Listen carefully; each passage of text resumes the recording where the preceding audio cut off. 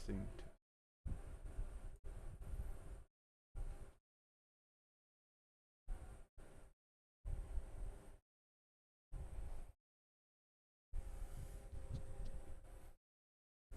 Shouldn't be picking up anything crazy there.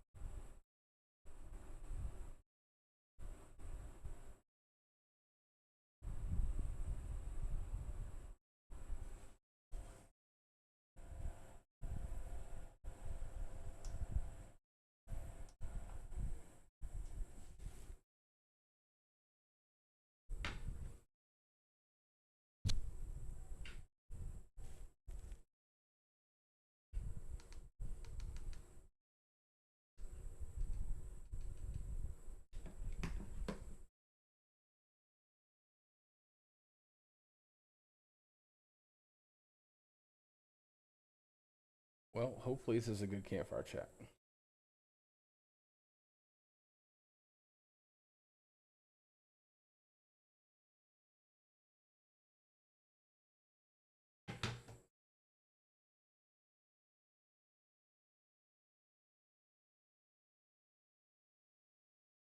While we're waiting on it, we'll go ahead and just play a little bit of Diablo.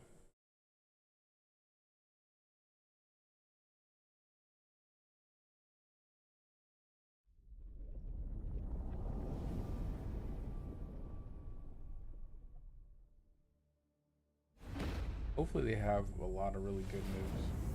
I think it will be pretty decent, to be honest.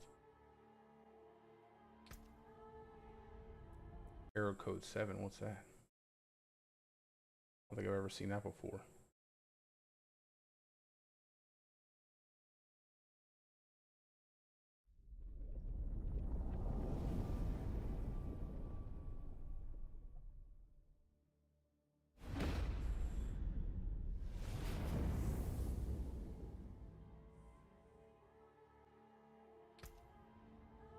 I was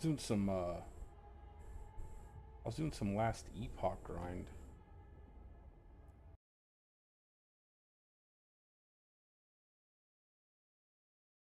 Earlier to try to have a better, I guess, a better understanding. I don't know why this thing keeps going like error 7. Maybe I have to log in.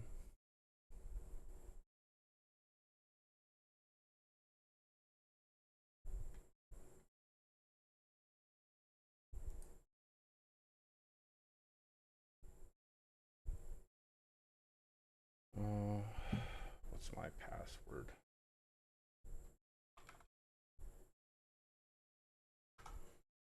That's it.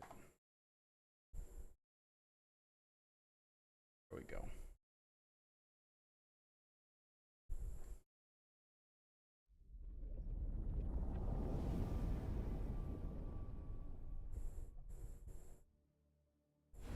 The path.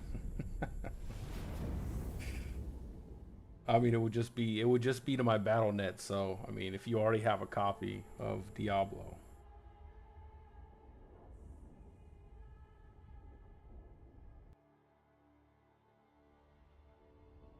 how you doing, my man?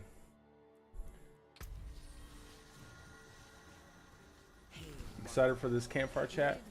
I'm looking forward to it, man. I'm hoping they have a lot of good news.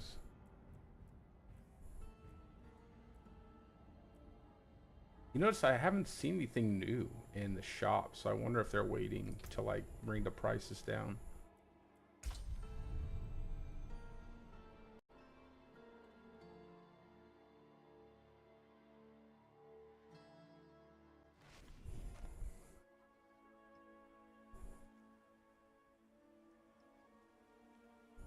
All right.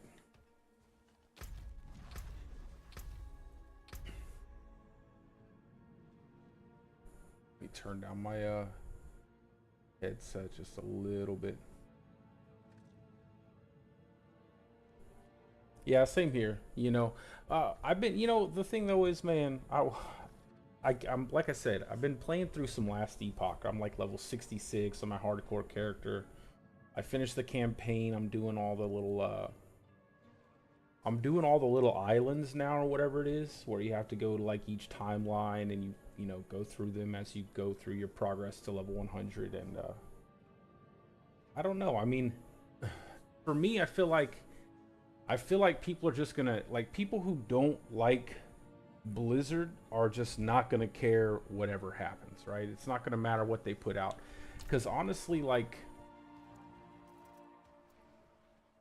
as I'm playing through Last Epoch, I'm not really feeling like there's that significant of a difference between the two games, other than like look, feel of combat, things like that. It's like I like the crafting system and stuff. That's all nice, but that's not what you spend the majority of your time doing. So I don't know. It's really weird to me, like a level of fanaticism that people have about hating Diablo.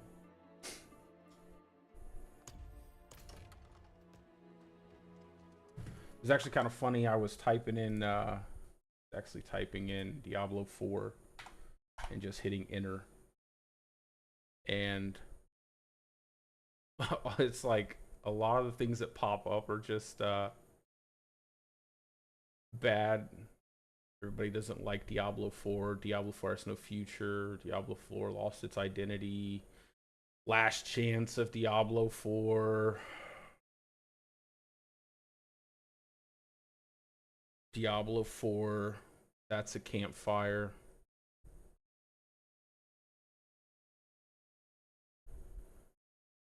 I'm not sure exactly why all of that is, I don't know. It's so weird to me.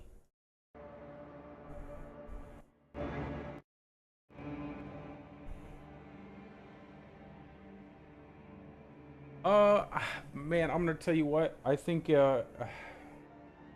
it's pretty simple, right? It's pretty simple, but the problem is I picked the wrong class, right?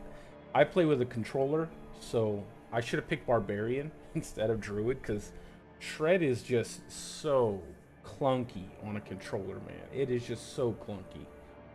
I can't tell you how many times, like, you've seen me play through it, I get pinned up on a wall, or my Shred just gets stuck in the animation of teleporting and it just constantly rubber bands me back and forth. I almost feel like I'm at a disadvantage.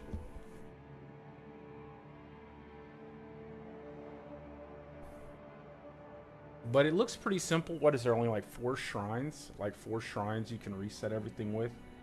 Go ahead and give this bad boy a thumbs up.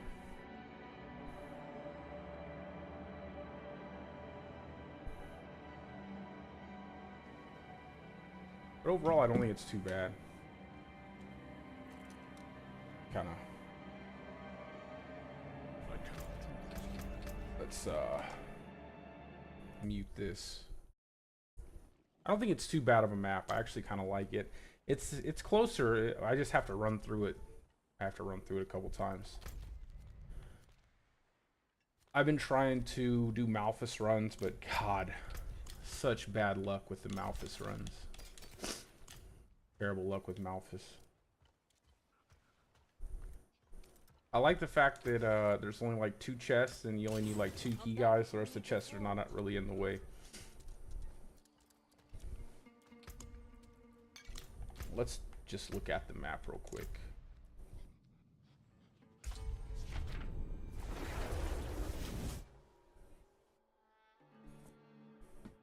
Maybe they fixed the shrine issues, but I don't think the shrines should be in the Gauntlet at all in general. I think having the shrines in the Gauntlet just make it feel awful. What do I have one? Yeah, it'll be fine.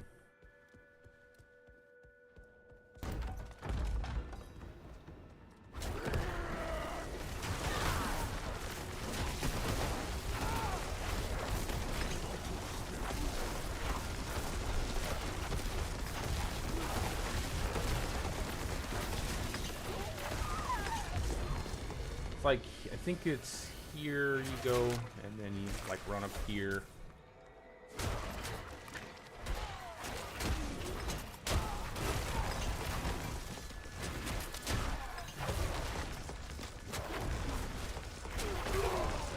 See, like there, I get stuck a lot.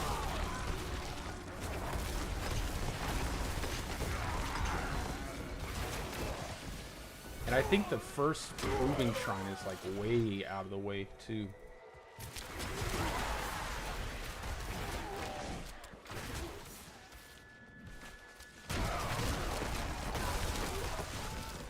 And the two bosses.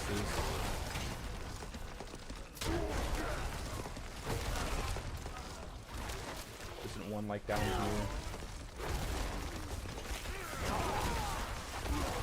I think one's down here, right? We'll go back up this way. I wish that they would just not have your map in a shadow when you went into the when you went in here to do the Gauntlet. They just revealed the whole map immediately so you can look at it.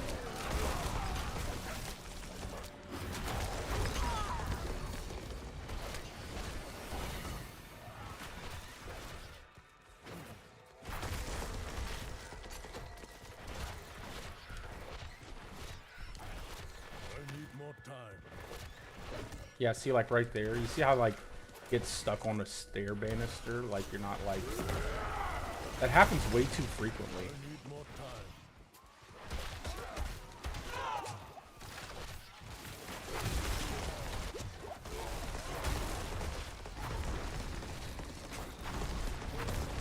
And then of course the floating enemies. I hate the floating enemies. I always feel like Pulverize just has a hard time hitting floating enemies.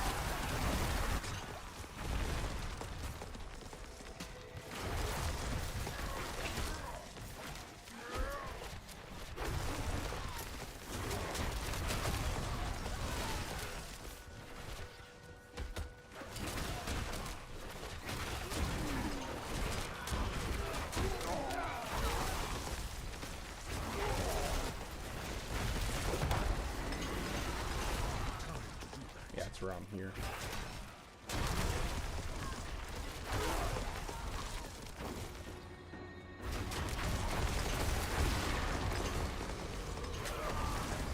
Yeah, it's not too bad. I think it's just gonna be it doesn't fit, it doesn't look that big at first. And I think the key guy's up here. I don't really want to cycle up here to, isn't there another key guy? Like one here? I think there's one over here. I think there is, if I remember correctly.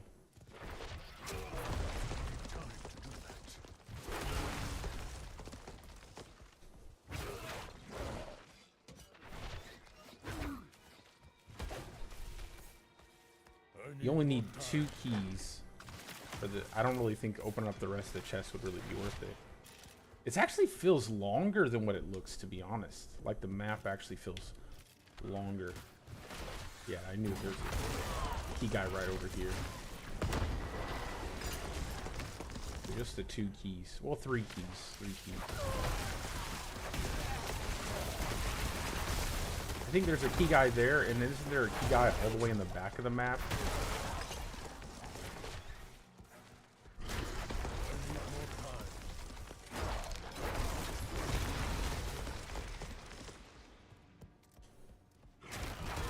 Like, I don't know if I want to come all the way back here. This feels like a long way to go for a key.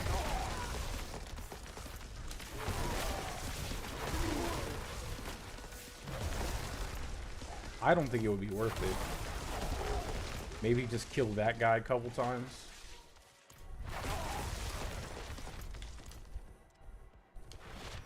Every time you reset, just kill him.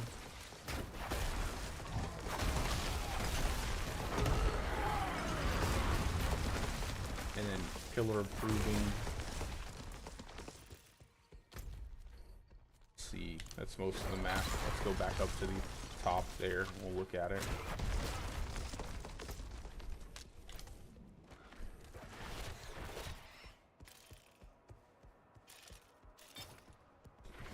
I hate that you have to uncover this whole thing every single time you log out and log back in. Yeah, the map looks small, but it doesn't travel small. You feel like it takes you quite some time to get around.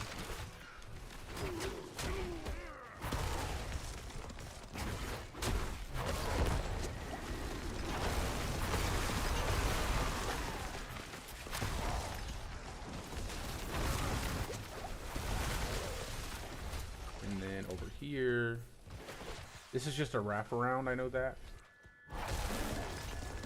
Over here is just a little wraparound.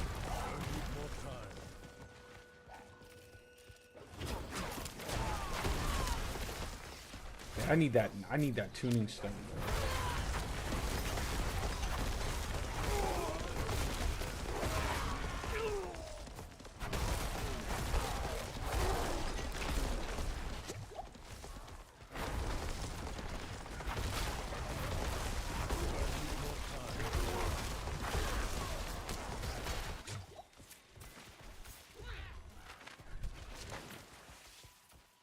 That extra multiplier, I mean, it just feels so much better.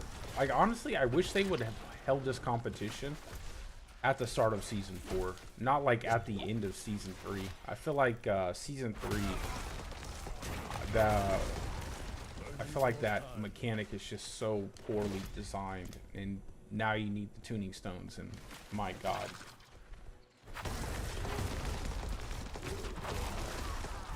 It's like having to run Malphus runs just feels bad. So that's 3 keys, 3 key guys. Maybe these two, maybe those 2 key guys will be fine. Let's see if I can just get this all uncovered.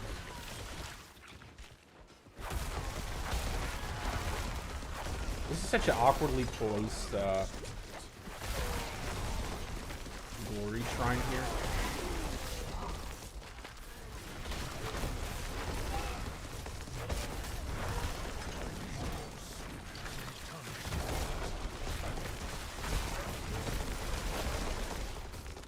It's like having a glory shrine all the way over here. What is it? 1, 2, 3, 4 proving, 3 gold chests, and the other glory is up here. 5 boss, 1, 2, and then 3, 4, 5.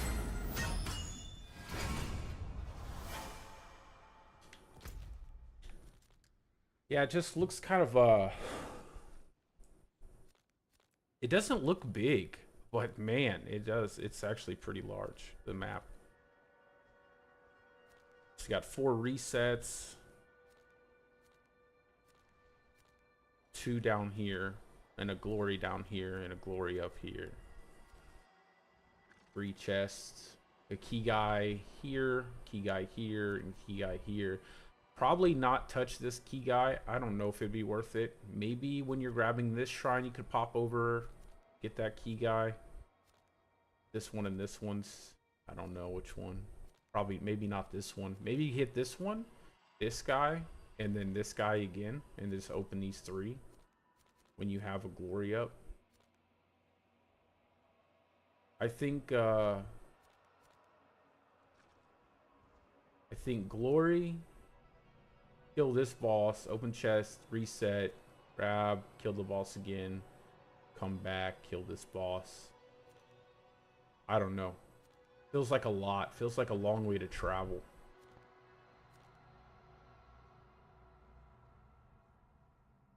To start here, kill the boss, kill this boss. I don't know which one would be the best.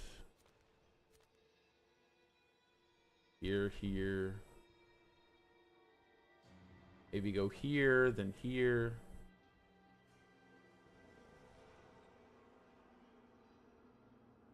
Then over here. Kill this boss. Or like, hit the glory, kill the boss, open the chest, hit the proving, kill the boss again, come back, kill this boss. Then this. Then this, so you can come over here, kill the boss, hit that, kill this boss again, come back through, go up here, walk through, hit the glory, kill the boss, come back, kill this boss, kill this boss, kill this boss, hit the reset, kill that boss again, leave this boss here, come back up, kill this boss, this boss, this boss, this boss, then the reset. I don't know. It just seems a bit strange.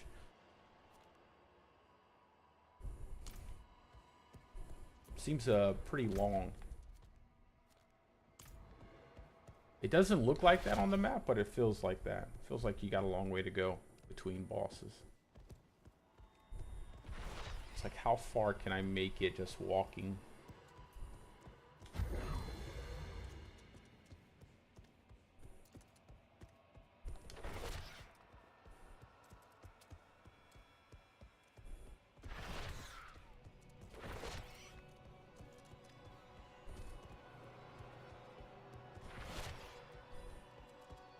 Man, it feels like a pretty decent amount of time. Just walking though, I know it would be much faster. Obviously, fighting and then just go across here, kill that boss. Actually, it feels like it's not too bad. I don't know. We'll see. Like, we'll see when I actually start running it. I'm probably gonna start tomorrow, and really just try to focus on doing the doing that and trying to get my next tuning stone. Like, if I get the tuning stone, I think I'll be fine. Like, once I get that extra tuning stone, I just hope I don't get a fourth Evernight. If I get a fourth Evernight, I'll probably just not even care at that point. I won't even try anymore. Because it just gets, that's just too much. Like, running Malphus over and over again, just too much. Like I said, they should have held the competition like at the start of season 4, the first 2 weeks of season 4. That would have been much smarter in my opinion.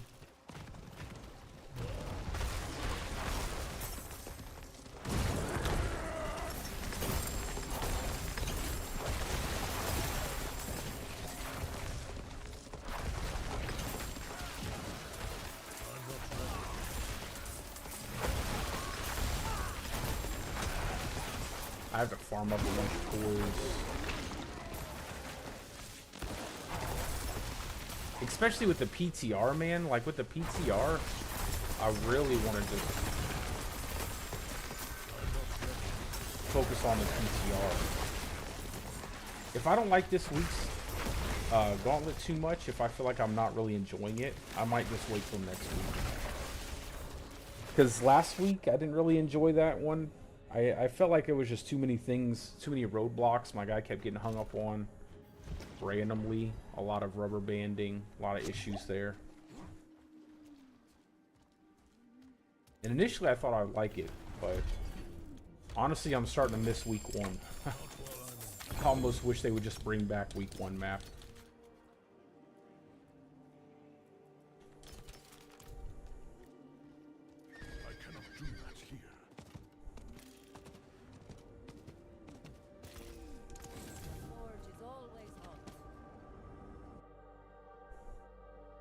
Alright, let's go ahead and we'll just go ahead and hop on over to the live stream.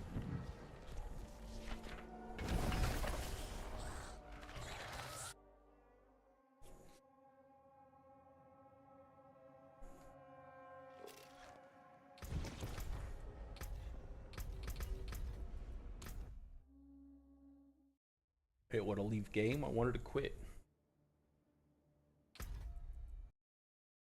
Alright. Oh, they're doing the recap again, yo? No. Oh,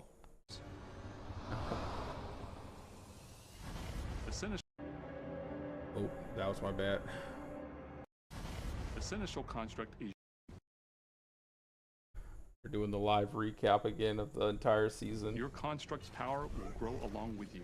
The Senators or even support you directly by healing you or providing you a damage bonus.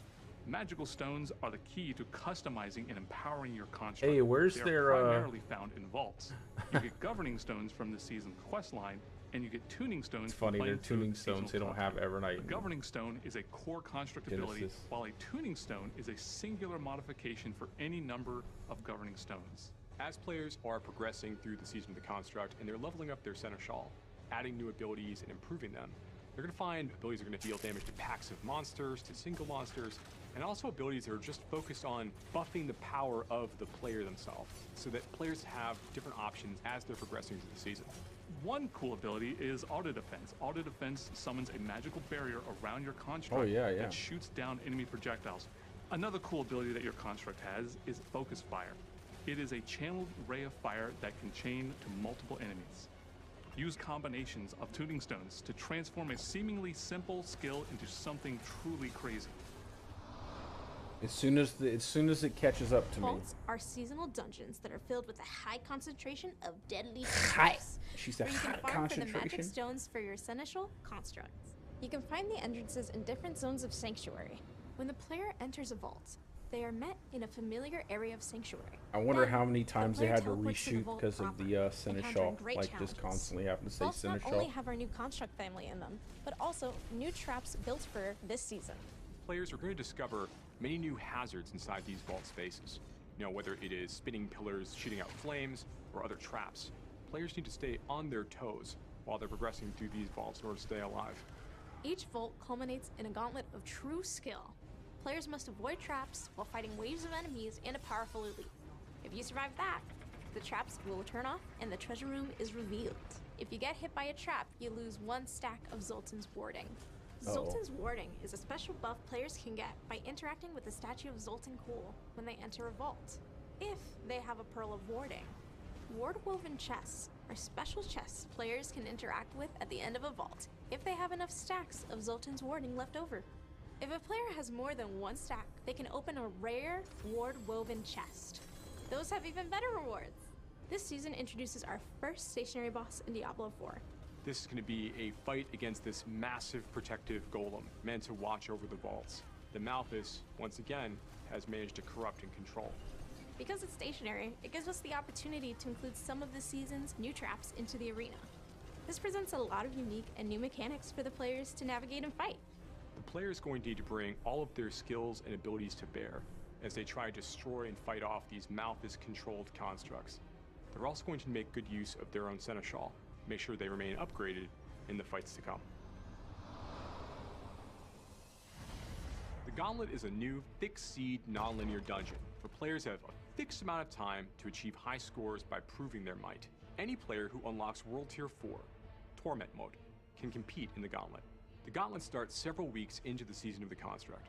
At the beginning of each week, a new Gauntlet replaces the current one. Unlike other dungeons, every time you and other players enter the Gauntlet that week, it will be exactly the same. Same monster positions, same affixes, everything. This makes it a fair competition. Additionally, monsters Instead of within fair, the Gauntlet they're like, start at yes, level 100. if you farmed This all is of meant your to test tuning fully stones leveled and up all and of the geared out readings. build. It's highly replayable, It's very enabling fair. a broad set of player choices. Players can try different classes and strategies for achieving high scores. Leaderboards are a place for top players to compete with one another in the Gauntlet. These are set 33K each right week there. when a new Gauntlet appears. There are solo leaderboards for each class, as well as party leaderboards that vary with party size. And of course, there are a set of leaderboards just for hardcore players too.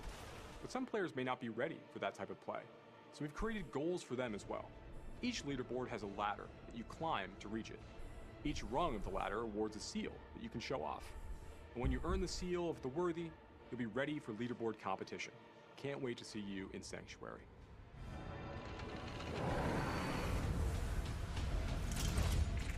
Yeah, I feel like they just need to take out the shrines and then maybe have 2 separate leaderboards for difficulty. Hello, Diablo community. Welcome Oh to my another God. Diablo 4 Campfire Chat. We have a lot to talk about today. I say that all the time, but I will say that this time we really do. Yeah, we will let the community decide. I promise you, this is a lot though. But my name is Adam Fletcher.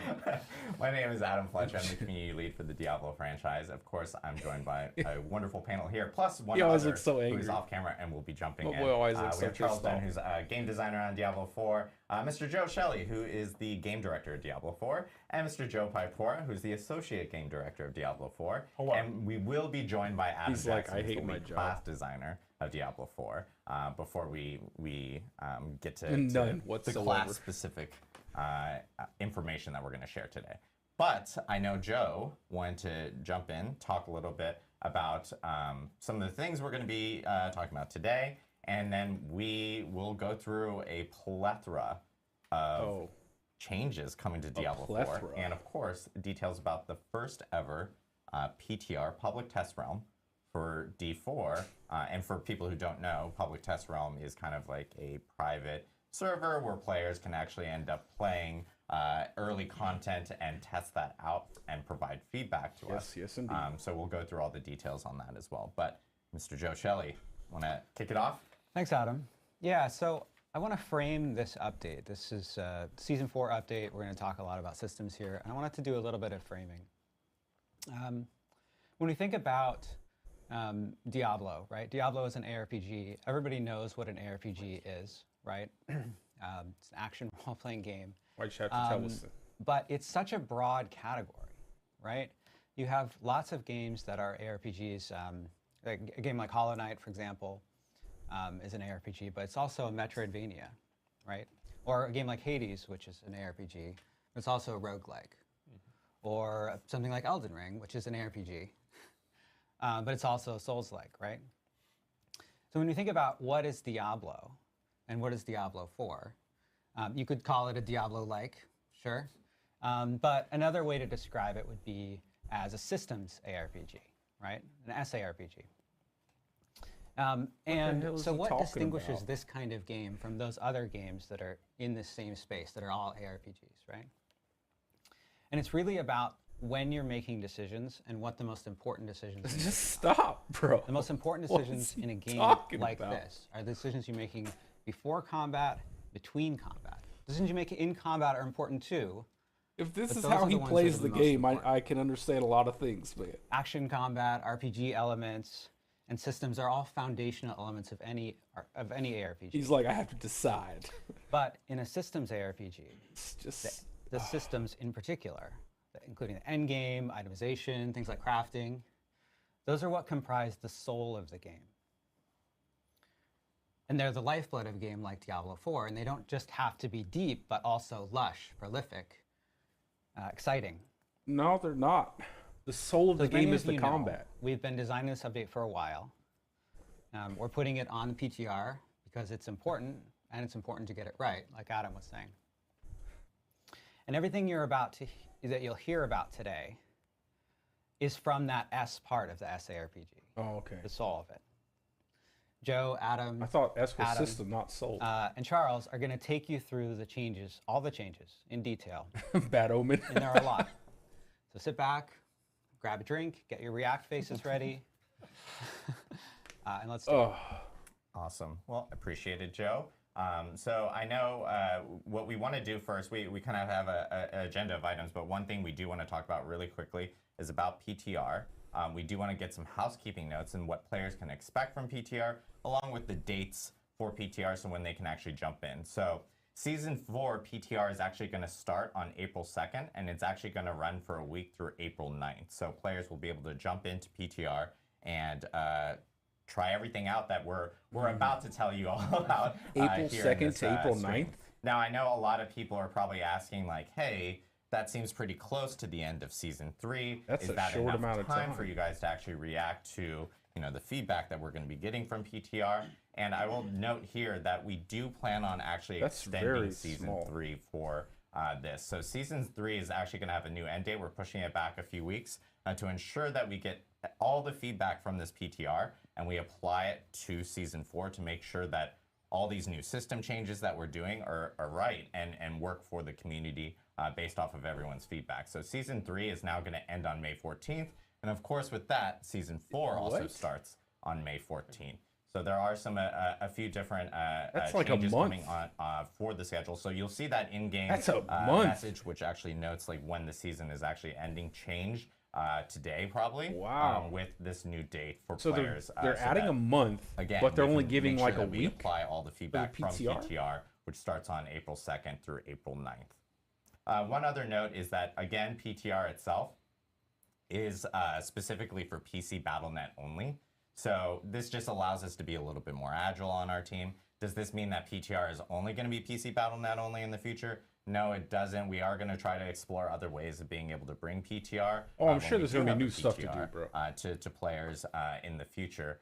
But for now, this one is PC BattleNet yeah, only. I know. So, 2 more months. And we'll have instructions of how to actually get into the just for 1 week of PTR on Diablo 4 through the PC BattleNet client next week, when we actually have a full blog that will explain kind of all the details of how to do that well before the start of PTR in itself.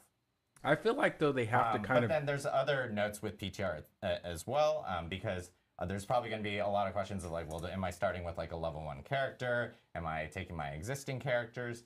Since PTR itself is a fresh new server, you will actually be starting fresh on PTR, but we do have boosting options available. Okay, that's good. Because we need players to actually jump in and test out some of these I was like, oh my obviously God. These system changes that No we're way. doing specifically for PTR. So I think we actually have a slide. It better be a massive boost. Speaking of which, I know. Okay. All right, that's good. Bringing the camera back. Instantly boost characters too. I'm not a I've speed seen reader. a lot of feedback about, hey, you guys have a lot of slides. Sometimes the slides have a lot of information specifically in them that we need to actually showcase because there might be a lot of details in there. I will say we will have slides today because there's a lot to share, but we also have a live build. So we will actually be going to the live build to showcase some of the changes. Just because we know they extend it for at least 2 see weeks. more gameplay or see them. But I think a lot of this has to do with the fact that they have to patch not just the PC client, but also the PlayStation and Xbox clients. Slides. So there will be PTR boosting features available. I don't think people realize how for difficult players that are actually jumping is, into how much PTR. time that takes. You will be able to boost a character immediately up to 100. When you do that, you will receive 100 million gold and 1,000 obols. You can do this multiple times. So we can roll an item about 10 times across your characters, of course. And then we will also mark the campaign completed for your character, as well as offering you a mount, all your skill points, and more. Skill points again. Nope, Kettle, we don't have to do it. We don't have to. Will be completely cleared. Altar of Lilith points will also be cleared. It's actually going to match the renown progress on your original Diablo 4 account. So if you've already done all your renown rewards and everything, you'll end up getting that completely covered off on your character for PTR. And of course, all the class system mechanics, things like enchantment for sorcerer, I know, like Book bro. of the Dead Thank stuff God is right. will be enabled for you for this character that legendary you drop rates creating doubled for PTR or any other characters that you create. And then all your Paragon glyphs will be unlocked, and legendary drop rates will be doubled. And I believe glyphs are also... Yeah, glyphs are max. Yeah, glyphs are also maxed Oh, out. thank so God. you will Oh, have my that God. Capability there. Thank there you. There are like a few things that will be not present in PTR, but that is like, for example, one of the things is Codex of Power, but we'll explain why here in a minute. There's some more details related to Codex of Power for players to kind of understand why that's not present there. So we will be accepting, of course, feedback for the PTR across all our different social channels, across all our different community channels, and we will be turning on a specific PTR forum on Diablo4.com. That is not on right now, so no one can actually see it. But once that does come online, we will also be checking feedback there. So please provide feedback based off of everything that you are hearing today and playing through during PTR between those dates that we actually mentioned, because the team is going to be looking at it and making sure that we can make any changes before the start of Season 4. So with that, now that we've gotten through the PTR housekeeping notes, yeah, Mr. Joe Pipe, let's dive in. Okay, let's dive in. There is quite a bit to cover today, so we're going to try to move briskly through parts where we can. I wish they would make it 2 weeks. There's 3 major things we're going to be discussing today. The first, Charles will be bringing us through a number of itemization and crafting changes you're going to see when Season 4 goes live. I want to also be very clear that the changes we're talking about today are all going to be on the Eternal Realm and on the Seasonal Realm. Not actually talking about the season specifically today. We're really talking about this massive item update and, these other updates been happening kind of in parallel to season development during this time. So that's going to be the first part. The next, I'll be guiding us through some of the new endgame content that we're going to be implementing and integrating into the Season 4 release. And then Adam Jackson is going to be coming on to talk about a lot of the live class updates we're making across the various mechanics of the game. So there's a lot to look forward to. Let's go ahead and just, I guess, dive right in. Charles, if you don't mind taking us away. Yeah, absolutely. Let's start talking about itemization. So when we think about the itemization updates, I think it's really helpful to frame this conversation around some of the goals that we have for the itemization update. So our number 1 main goal here is to focus on quality of items over quantity of items. So one of the persistent points of feedback that we've gotten since we've launched Diablo 4 last year was that a lot of the items that you find in dungeons and throughout the game, you end up just sifting through a lot of items, searching through your inventory, and reading a lot of lines of text, and ultimately a lot of the items just end up being junk for you. And that was never really, it never really felt great. And so with this update, that's been our driving, our number 1 goal is to focus on making sure that when we do give you items, they're high quality items, they're much more likely to be useful for your build, rather than just flooding you with endless streams of often junk items. The second goal we have here is that the best items in the game, the really pinnacle ones that you get at the end game, they have a journey associated with them. As I said before, you were kind of sifting through your inventory and looking for these items, but once you found it, once you found that perfect item, you were pretty much done. It was basically a complete item, and you're already done with the item.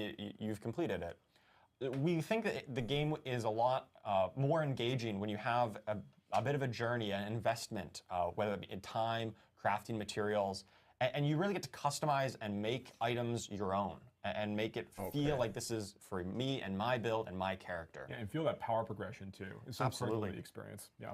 Yeah. And the third goal that we have here is to focus on moments of surprise and delight in the itemization chase. This leads to moments of, hey, I found the item. You get really excited about it, and you just, you have these infrequent moments. It's not going to be all the time, but when you do find it, you're going to know it, you're going to feel it, you're going to be really excited about what just dropped.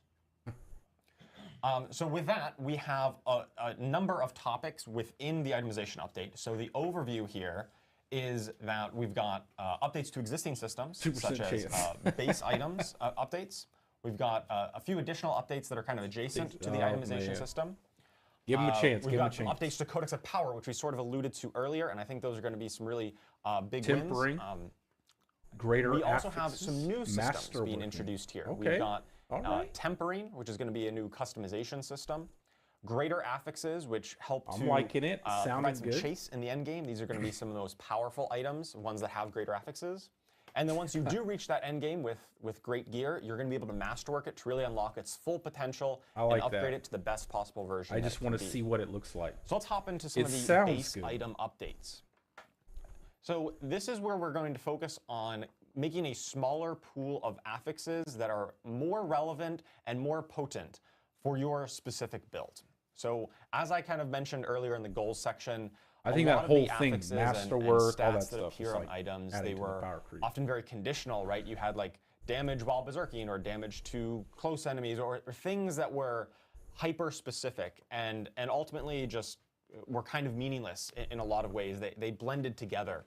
We're really focused in this rework, we're focusing on reducing that pool of affixes to be more general. They're more applicable to a lot of builds. They're not going to be this hyper-specific conditional, and they're going to be more potent. So some examples here, we've got ranks of a single core skill.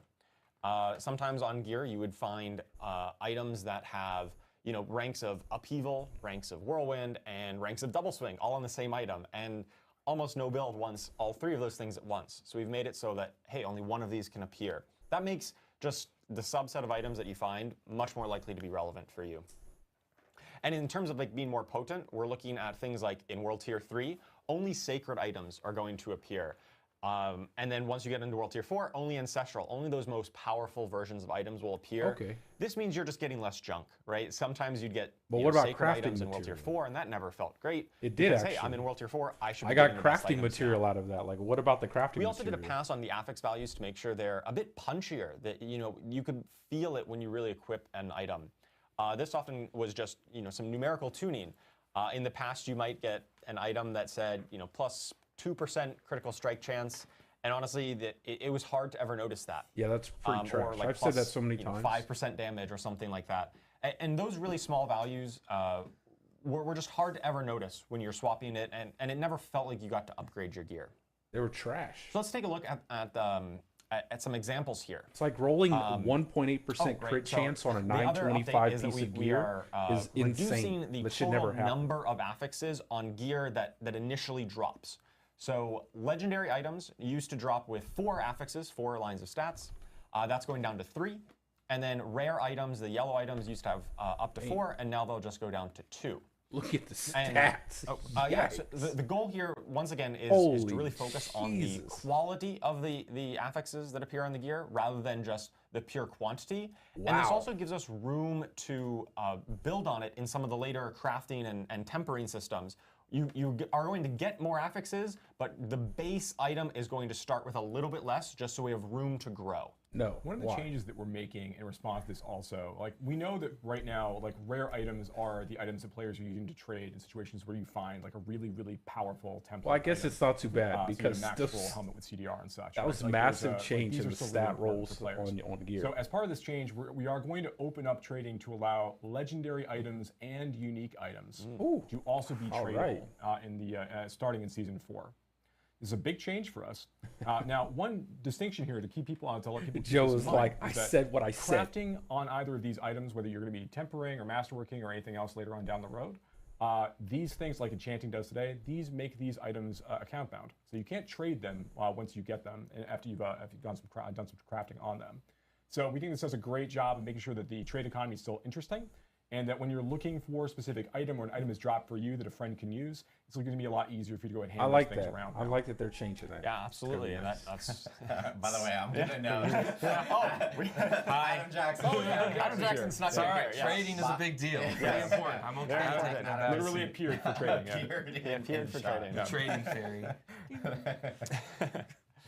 Okay. Yeah, absolutely. That's a very important note, and I know a lot of people, might have saw this and those thought, are pretty big items changes. are now, how can I trade? But now you can still be trading these legendary items that you find if they're useful. Look at the vulnerable damage for you, or you think they might be useful. Everything's for a friend. like double. Oh, and also, I should say uber unique items are not going to be tradable in Season 4. Everything that isn't an uber. Yeah, everything that is not an uber unique. An uber unique, yeah. Those are the most powerful items, and if you want those, you're going to have to go and find them yourself. That's right. Those are the most powerful items in the game. I don't mind that. I don't mind let's that at take all. a look They just need to at, make it where there's a better way to obtain them. So we've got, kind of on the left, before, this is a Boned Wand of Serration. This was before our update. This is what you could currently get on live. And you can see how it's got, even the plus aspect intelligence, vulnerable damage, damage to shadow damage over time affected enemies. That is a mouthful.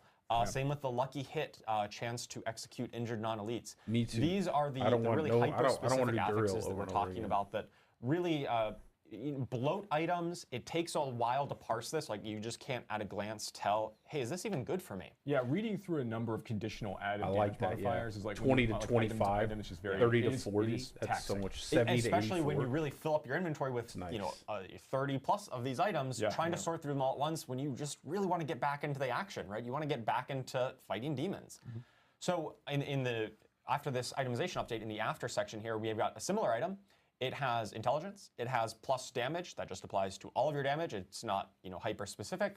And we still do get give you a larger bonus if you're hitting vulnerable enemies with this. Can you get an item now that gives you like int, dex, and strength on it? No. In fact, because this wand just has intelligence on it, it is just the main stat for your class. So if you are a sorcerer, you're only going to find intelligence on items. If you're a bard, you're only going to find strength, and so on. I can still find all stat, right? Yes. Yeah, you still have all stat, but no more you're going to find, better still be able to get all intellect stats on my barbarian, That's just basically a completely dead stat for you. Got it. Yeah, I like that. Just All right, your so let's stat. Talk about that some of the eliminates other so many additional bad updates that rolls. are kind of adjacent to the main itemization updates. Legendary item drops from monsters that are level 95 or higher are always going to be at item power 925. That is the highest item power in the game. And once you're really facing the toughest monsters in the game, we want to make sure that you're constantly getting the best possible items. This really comes back to our idea of quality over quantity. Once you're at this point of the game, you don't really care about anything that isn't 925, so why are we dropping that for you, right? You're going to be kind of graduating out of caring about item power because you just know that everything I'm getting is the maximum item power. At level next, 95 we've done a pass to update our gems. They They're- are a little bit simpler. They must be changing the difficulty, very bro. conditional. They things have like to be changing critical the strike damage to vulnerable enemies was like 1 stat on 1 gem. So we've kind of simplified it. So now we just have bonus critical strike damage or bonus vulnerable damage. We've also added some updates to have core stats on them. So some of the gems will have strength, some will have dex, and so on. And they'll have a little bit of a longer crafting tail. They're a bit more powerful at the top end, but they do require a bit more investment to really unlock that highest power level. Bring it back to like once you have all the gems that you want, gems. excess gems will now sell for quite a bit more gold. So that way you're not really going to waste once you have kind of found those best gems. Okay. Additionally, we've done a pass on the salvage, crafting, and rewards have all been retuned for this new world where we're dropping less items than before. Forgotten Souls from Whispers, rare drop globally from elites. Inventory Thank more God. time getting back in the action, more time slaying enemies to find those items. Yeah, there's much less cruft in this version of the feature, right? Like you're not walking out of a nightmare dungeon. Forgotten Souls from Whispers and rare drops from elites. But the ones that you do have are much more likely to be relevant and useful to you when you do find them. Additionally, we've item rerolling, the enchanting system at the Occultist. We know this has been, it has like a scaling gold cost currently, and that just keeps on ramping up. If you want to keep fishing for that perfect affix, it could cost millions upon millions upon millions of gold. We put a cap on that. We don't think it's really healthy to have that actually scale infinitely. It'll still get a little high, but it's not going to go to infinity. What's a little high? We've taken a pass on the materials, the crafting materials, things like ore and herbs, and some of the other crafting materials in the game. And a lot of the ones we had some variety of like common herbs, so that were found in different zones, and there was some nice flavor there, but ultimately they didn't really provide much compelling gameplay. So we've consolidated all of like the common crafting materials into just a single type, just basically common herbs. And then there are still some rare ones to find, to craft the most powerful elixirs and so on. But we've simplified that system so your collection is a little bit easier and more streamlined. Yeah, we also removed things like there's like a lot of monster parts like Pale Tongue and things like that have been removed as part of this experience. To make it a lot easier to craft elixirs in this world. Absolutely. Oh my God. What are they trying to do here? Yeah. I can't believe it. Craft with, Especially when they ultimately just fed towards that same goal. I don't know how many times I said the words Pale Tongue when I swapped to hardcore. Oh my God. Updates to the Forgotten Souls, right? So the late game crafting material that you use for a lot of the enchanting or other crafting systems, we're making them a little bit more accessible. They'll come from Whispers of the Dead caches, and they can also rarely drop globally from any elite in the game. And this is a really cool moment that you kind of have this jackpot moment. It's pretty rare when you kill elites, but there's a moment where you just get like this explosion of loot, and it spits out a ton of the Forgotten Souls or other loot or other crafting materials, and that's a really exciting moment when you encounter it in game. It's pretty rare, but you kind of hit the jackpot. Trademark. When that does happen. Explosion. TM. And for Forgotten Souls, that can happen outside of Helltide, right? Oh yeah, that can happen on literally any elite in the game. Yep. Nice. Also, we're looking at updating our uniques. So unique items are, these really build-defining, flashy, unique items, right? They are very powerful. Okay. Currently, they're locked behind just World Tier 3 and onward. They're really late game items. They got you beat. And we thought that to really get you into the fun faster, to get your build online, we've made it so that many of our uniques in the game can now start dropping in World Tiers 1 and 2, so you can start getting them. Yeah, there must really be adjusting the difficulty here much quicker. Like level 55 and then monsters once you do can get into drop World Tier 3, Ubers then all of the uniques in the game have the potential to start dropping at level 55, including Uber uniques, which are typically those very late game chase items. I feel like the difficulty is about to go back at level 55. Like they dropped it in season 2, it's a pretty small and chance. I think they're about to ramp it back up in season 4. It's one of those moments that you're going to find, you know, if you're really lucky, you might find a Harlequin's Crest. Yeah, you remember that 55. You'll remember that playthrough for sure. Oh, you definitely will, right? And of course they'll drop. I was gonna say, kind of going back to our goals of the itemization update in general, is that, you know, like at any time something really exciting can happen, right? That's the main impetus for doing this, is that even early on in the game, you can get the main thing that you're looking for. It's going to be very rare, not very common, but it's possible. And even some of our other updates coming that you're going to explain is kind of going along that vein, right? Absolutely, yeah. Yeah, because we'll just be blowing everything up. Have that high roll moment, that really exciting moment with every when you find class that and every build. So that covers the additional updates. We've got to talk about the Codex of Power, right? So the Codex of Power is a system that has been in the game since launch, and we're making a big update here, where now all legendary aspects in the game will start appearing in the Codex of Power. Okay. Every single one. Previously, it was just a small subset. And I believe we even have some in-game footage that we can talk and go through an example of what this looks like. Yeah, we'll jump over to it. We have behind the scenes, we actually have Ruben, aka Bloodshed, former content creator, now part of the Blizzard team here on Diablo. He's actually driving us through our build here, but he will be driving through all our little demos that we have today. So yeah, awesome. Yeah, so you can see in our inventory right now, we've got Edgemaster's Siege Bow. And this has a little icon on it in the upper right in your inventory there. And that indicates that if you salvage this legendary, it will upgrade an aspect in the Codex of Power when you salvage it. That's right. So you no longer need to go to the occultist to extract aspects. Oh my god, that's great in itself. No longer a thing in this new version of the Codex of Power. Yeah, aspect crystals are gone. It's just when you salvage the legendary, it will upgrade it. So we salvage it, we can see that Edgemaster's aspect has been upgraded in the Codex of Power. So we go to our Codex of Power, and let's go take a look. Let's look at it. So we've got Edgemaster's aspect here.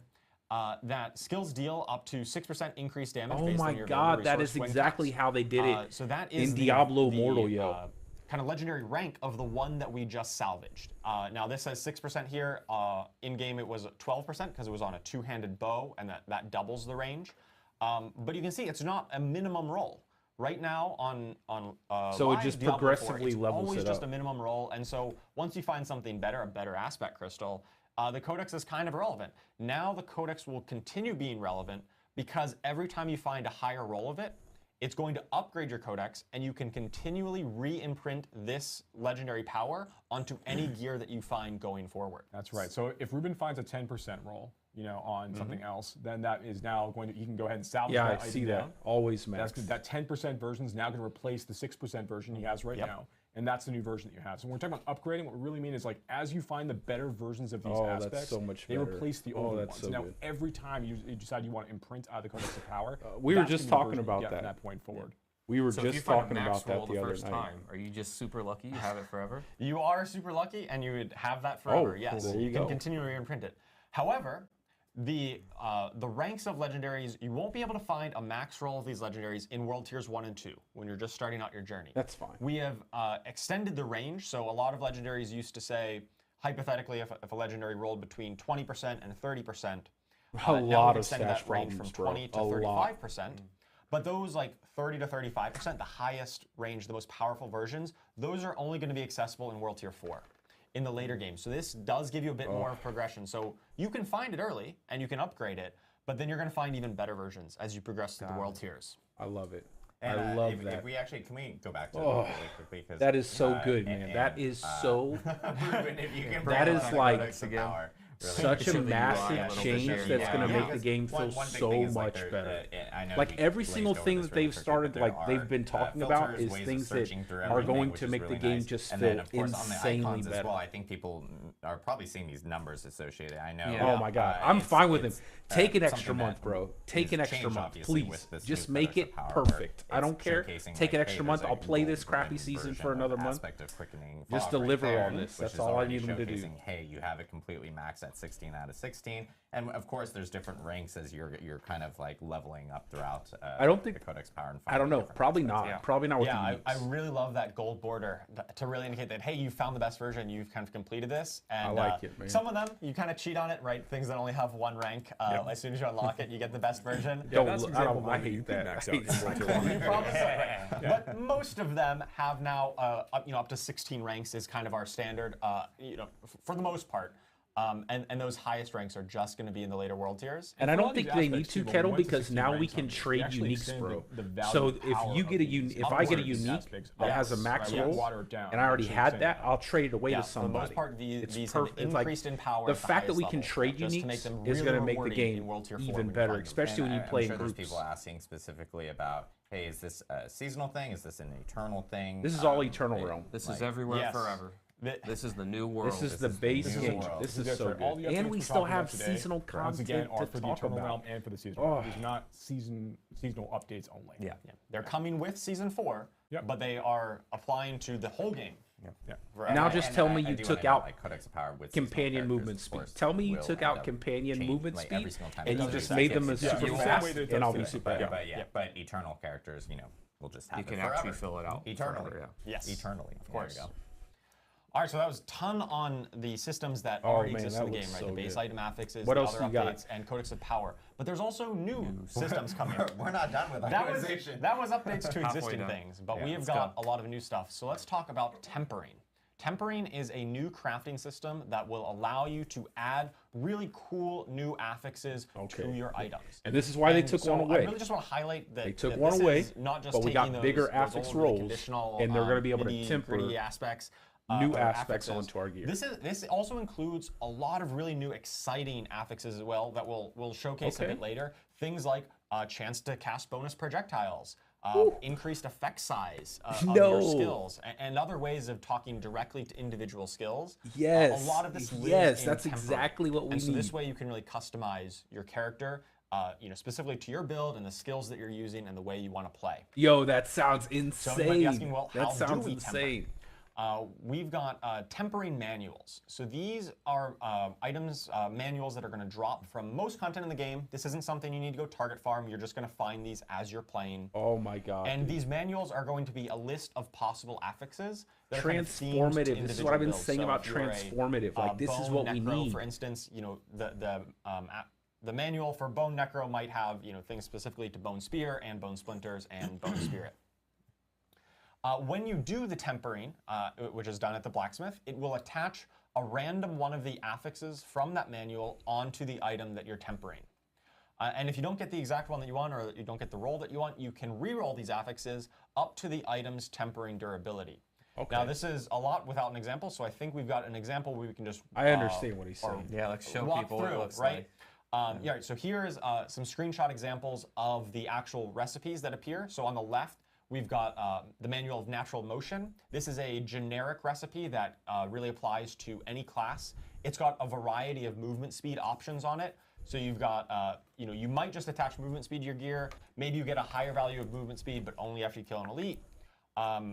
We have the option to reduce your evade cooldown or give you mobility skill cooldown reduction. We've tagged a lot of skills in the game with mobility tag when, things like teleport or charge. And then on the right, we've got one that is more specific to necromancers, because this is the bone necro one that I mentioned before. It just gives you an option to make bone things splinter different. projectiles to cast twice, chance for bone spear projectiles to cast twice, increase the size of your bone spirit explosion. Look at that. Or That's increase so the duration good. of your bone storm. So Guys, that right there, that augment, that is so good. Having chance, like that's transformative. That's the kind of stuff we need. We need things that fundamentally change how a skill works, and that is exactly what I'm talking about. Now, I mean, the sliding scale percentage, stuff like that, maybe they can tune that up a little bit. Maybe we can give them some feedback, but that's what I'm talking about. Having that option, that opportunity to change the way the skill fundamentally works to some degree. If you're a bone necro, one of these is probably going to be pretty relevant to you and will be really a cool way of customizing your character and your skills. So here's an example of the UI. So on the left, we've got this Choker of Ancestral Charge, one of my favorite legendaries, currently on Season 3.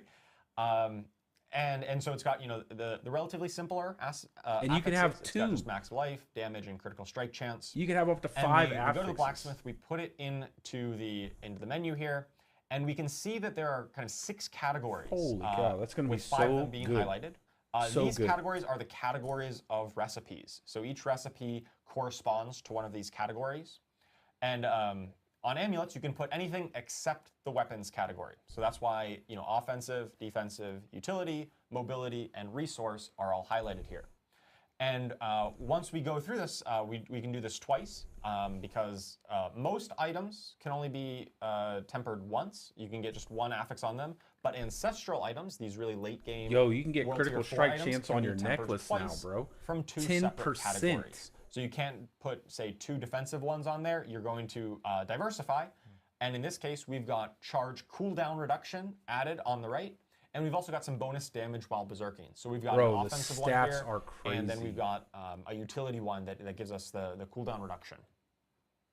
10% crit chance, yo? A live example of this, of going through this actual flow. I love that. So we can kind of show you so you get cooldown on charge. Yep. Once again, yep, that's right there. Points at the blacksmith. Yes. Yo, like class building, like our bow of just became volleys, so different because of this. Because like, this there's is a so weapon, many things you can do. We can attach ones from the offensive category, and so here's all the examples. We've got 5 different recipes that we've unlocked here, depending on how we want to build our character. So if we want to do, say, marksman skills to put on there, we can do marksman finesse, and this will give us either bonus marksman damage. Why don't we just temper it and see what it looks like? So we get this flashy animation that comes in, and we get to see, hey, we added 29% marksman damage. Yep. Right? Actually worked out quite nicely, yeah. Yeah, that's awesome. So not scripted, by the way. Definitely not scripted. So yeah. Actually, it wasn't. But it actually was. You were actually plugging, but you're in the grips of RNG. Yeah. One thing I want to call out also while we're looking at this is that so we are in the season 4 update, or this PTR update that we're talking about right now. This is our first PTR update. There's a lot of changes we have going in, and there's some things that are going to be are kind of in the middle of being polished now. Look at that resource cost reduction, bro. There's going to be some things that 31% resource cost reduction. This is like not quite like what I expect. Or there's like there might find bugs and things. Yep. That's kind of the nature of the PTR experience. Yeah. We want you to report those, like Adam called out a little bit earlier, and get your feedback on the experience. Yeah, that's actually a really good reminder, because I think a lot of people haven't experienced PTR, especially if you're like kind of new to Diablo and you do jump in. PTRs will have bugs. It is an early look at the build. So there will be bugs, polished things that won't be incorporated. So yes, provide feedback on all those things so that we can actually hear those and make changes for those. But if we throw back to Ruben real quick, the thing I wanted to point out was like when the masterwork, when the tempering process went through, this is going to make so like 28% for the marksman damage, but the item itself got a slightly different number. There's just a bug that we've identified that we're in the middle of fixing right now. Right, that's just a display bug, but this is one of the things that we're working on, we're aware of, and going to polish up, because that's the nature of game development. Just for the eagle-eyed among the viewers. Yes. Yeah, this is a thing. All right, so a few other things to call out here. Let's actually close this menu and then take a look it's a at, lot. Take a look at when it's in there. We can talk about tempering durability a little bit. So you can see when this is in here, we've got tempered affixes, 1 out of 2, because this is an ancestral item. And this isn't even it twice. This is just changes they're making to the base game. This isn't changes for the content coming in season 4. And then there's that's this completely tempering durability remaining. So this is how many times you can re-roll the tempered affixes. The first ones that you attach should not be consuming tempering durability. I think this one might have one of those bugs where it did consume it, but ultimately this is going to be the number of times you can re-roll. Yeah. We're actually going to update the string. I think it's going to literally be called tempering re-rolls. Re-roll. Yeah, okay. to make it really, really clear. Yeah. Yeah. So yeah, this is the kind of things that we're actively working on, and we love your feedback on to make sure that we can get this right and really communicate the way the system works. I want to dig. So we've attached like you can put mobility, utility stuff. stuff. Let's take a look at some of the weapon ones that we can attach on. So here we've got ones that that's not me, I promise. Not great. Well, live build. Yeah, live build indeed. Live build. Well, so we can talk through what would have happened there. Yeah. Right, so when you would attach the weapon category, those are often the ones that are the more, I would say, more interesting, right? The of course, there would be a crash. The bonus effect size. Yeah, that was the weapon category that had a chance to create different, like multiple bone splinters, or yes. twice rather. Yeah, that's in the weapon category. So there we would attach one of those. You know, maybe we'd get a chance for rapid fire projectiles to fire an extra time. And then when we do that, you know, maybe, we actually want to play a penetrating shot build, right? Or maybe rapid fire is not that great. We could consume one of the tempering durabilities to re-roll that and try to get that bonus rapid fire projectile ones that we want. At least people now believe it's live. Do people still think we weren't doing it live? Looking at it. I don't know. But yeah, listen to Joe. Man, Joe's always pissed off. I love Joe. There's a lot of really cool new affixes in general inside the template. But it's like these morons thought we weren't doing it live. A lot. Come on. Season 4, like on our dev build. And I'm playing a Barbarian right now, and I've been playing a lot with Dust Devils, which I know we'll talk maybe a little bit more about later. Talk about Dust Devils. But there's like opportunities to like spawn, like instead of spawning one Dust Devil, you'll spawn multiple Dust Devils. There's Dust Devil size. There's a lot of really in duration. Like there's a lot of really neat new things to play with to build upon other like play styles. I think it's really fun. Yeah, that's really the goal of tempering is customization and really cool new ways of building your character. That's not just plus damage. There is still some bonus damage as you still need to in order to actually do damage. It's but fine. A lot of ways you can customize your fine if there's and make it stuff really that's just flat damage right now, increases, but there needs to be stuff like that that transforms skills in some type of way. But you can't temper unique items. Correct. Unique items, kind of what you see is what you get, right? They drop still with the 4 affixes for the most part. Those are going to be unchanged. You won't be able to temper onto them. With tempering, With tempering, right. And then we show the tempering durability, as part of, or tempering rerolls in this case. So the idea here is that like when the player has you're not happy with all the affixes you've got, you've kind of rerolled through all of your options. At the end of that process, you simply can't temper any longer on that item. There's not a way to reset that item back down. One of the goals that we have for ourselves in terms of like trying to have higher quality drops in general. I think it's going to be a big difference, also bro. Ensuring like it's easier for you to reach those 925. I think they're going to amp up the difficulty really too by a decent amount. Is you want to make it a little bit easier for you to go find. I wonder if they're going to add another world baseline template items for you to start building on top of, as opposed to having it be like I need to find like 70 helmets in the hopes I find a max roll cooldown reduction on it, right? Like we're in a different place now in terms of how we're thinking about that. In addition to the crafting, the trading changes that we've made as well. I want to make it a little bit easier for you to find some of these things between it being a lot easier to have drops that are relevant for you appear when you're doing various types of content, but also that if you're playing with friends, there's opportunities for you to maybe trade some things around at the same time. Yeah, I think you make a really good point about finding really strong base items to build off of. And I think that goes great into our next point where we talk about greater affixes. I think that's going to make it where you don't have to have uniques at all. Affixes that appear in some situations. They are more powerful versions of the normal affixes. So they come at a 1.5x multiplier on the affixes max roll. So let's say a hypothetical affix might come between like 50 to 100 of a stat. If it rolls greater, then you actually get 150 of that stat instead. Instead of the most roll, likely. It always comes in. It sounds like they're going to ramp up the difficulty, probably closer to how it was at launch. These are really exciting drops when you get into the late game. They're going to be immediately obvious whenever they drop on the ground. They're going to have a little change to the UI, so you can see it right away, and hey, that one has greater affixes on it. Wow. And that's going to be ones that you're really going to want to pick up and make sure that you take a look at. And then you really want to build off of because they're some of the strongest affixes in the game. I like that. So you just separate it out. I think we've got an example here.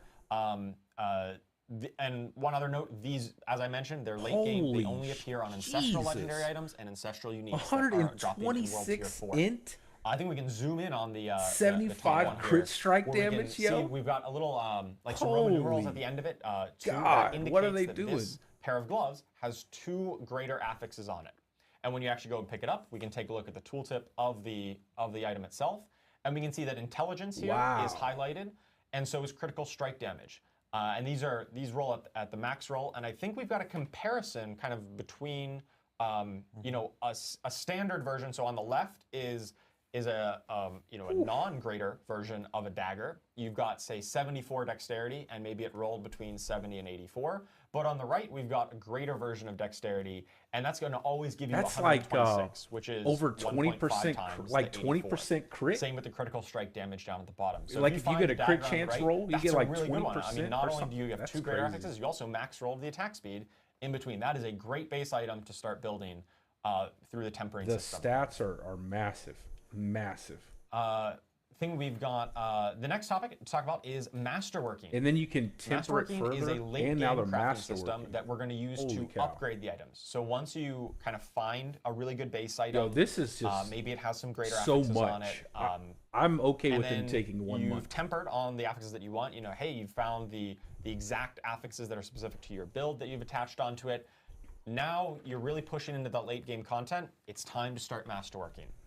And masterworking has 12 ranks where you can upgrade the current affixes on your gear. So this isn't going to change any of the affixes like it looks like it, or like tempering does. This is just going to take the current ones and then upgrade them through 12 ranks. This is kind of like the old gear upgrade, right? Similar, yes. However, both masterworking and tempering they're adding 1 month onto season 3 to accommodate the PTR and any changes they have to make. And the values went up by a bit. These two systems replace It's unfortunate, but I think that has a lot to do with the fact that they run on multiple platforms. Significantly more powerful on the back end of this as well after these things are done. Compared to item upgrade, Absolutely. So the 12 ranks of masterworking, as opposed to the 5 of the old system, most of the ranks are going to increase all of your affixes on the gear by a small amount. But then every 4 ranks, so rank 4, 8, and 12, are going to upgrade a single affix by a large amount. So here's an example. The ring on the left is rank 2 masterworking. You can see that right up there by the item power. It says masterworking 2 out of 12. Let's focus in on like the maximum life affix there. So on the left at rank 2, you see we've got 880 bonus maximum life. And so we take it, we masterwork it up to rank 3, and then that will upgrade that to 920 maximum life. So a little bit of an improvement.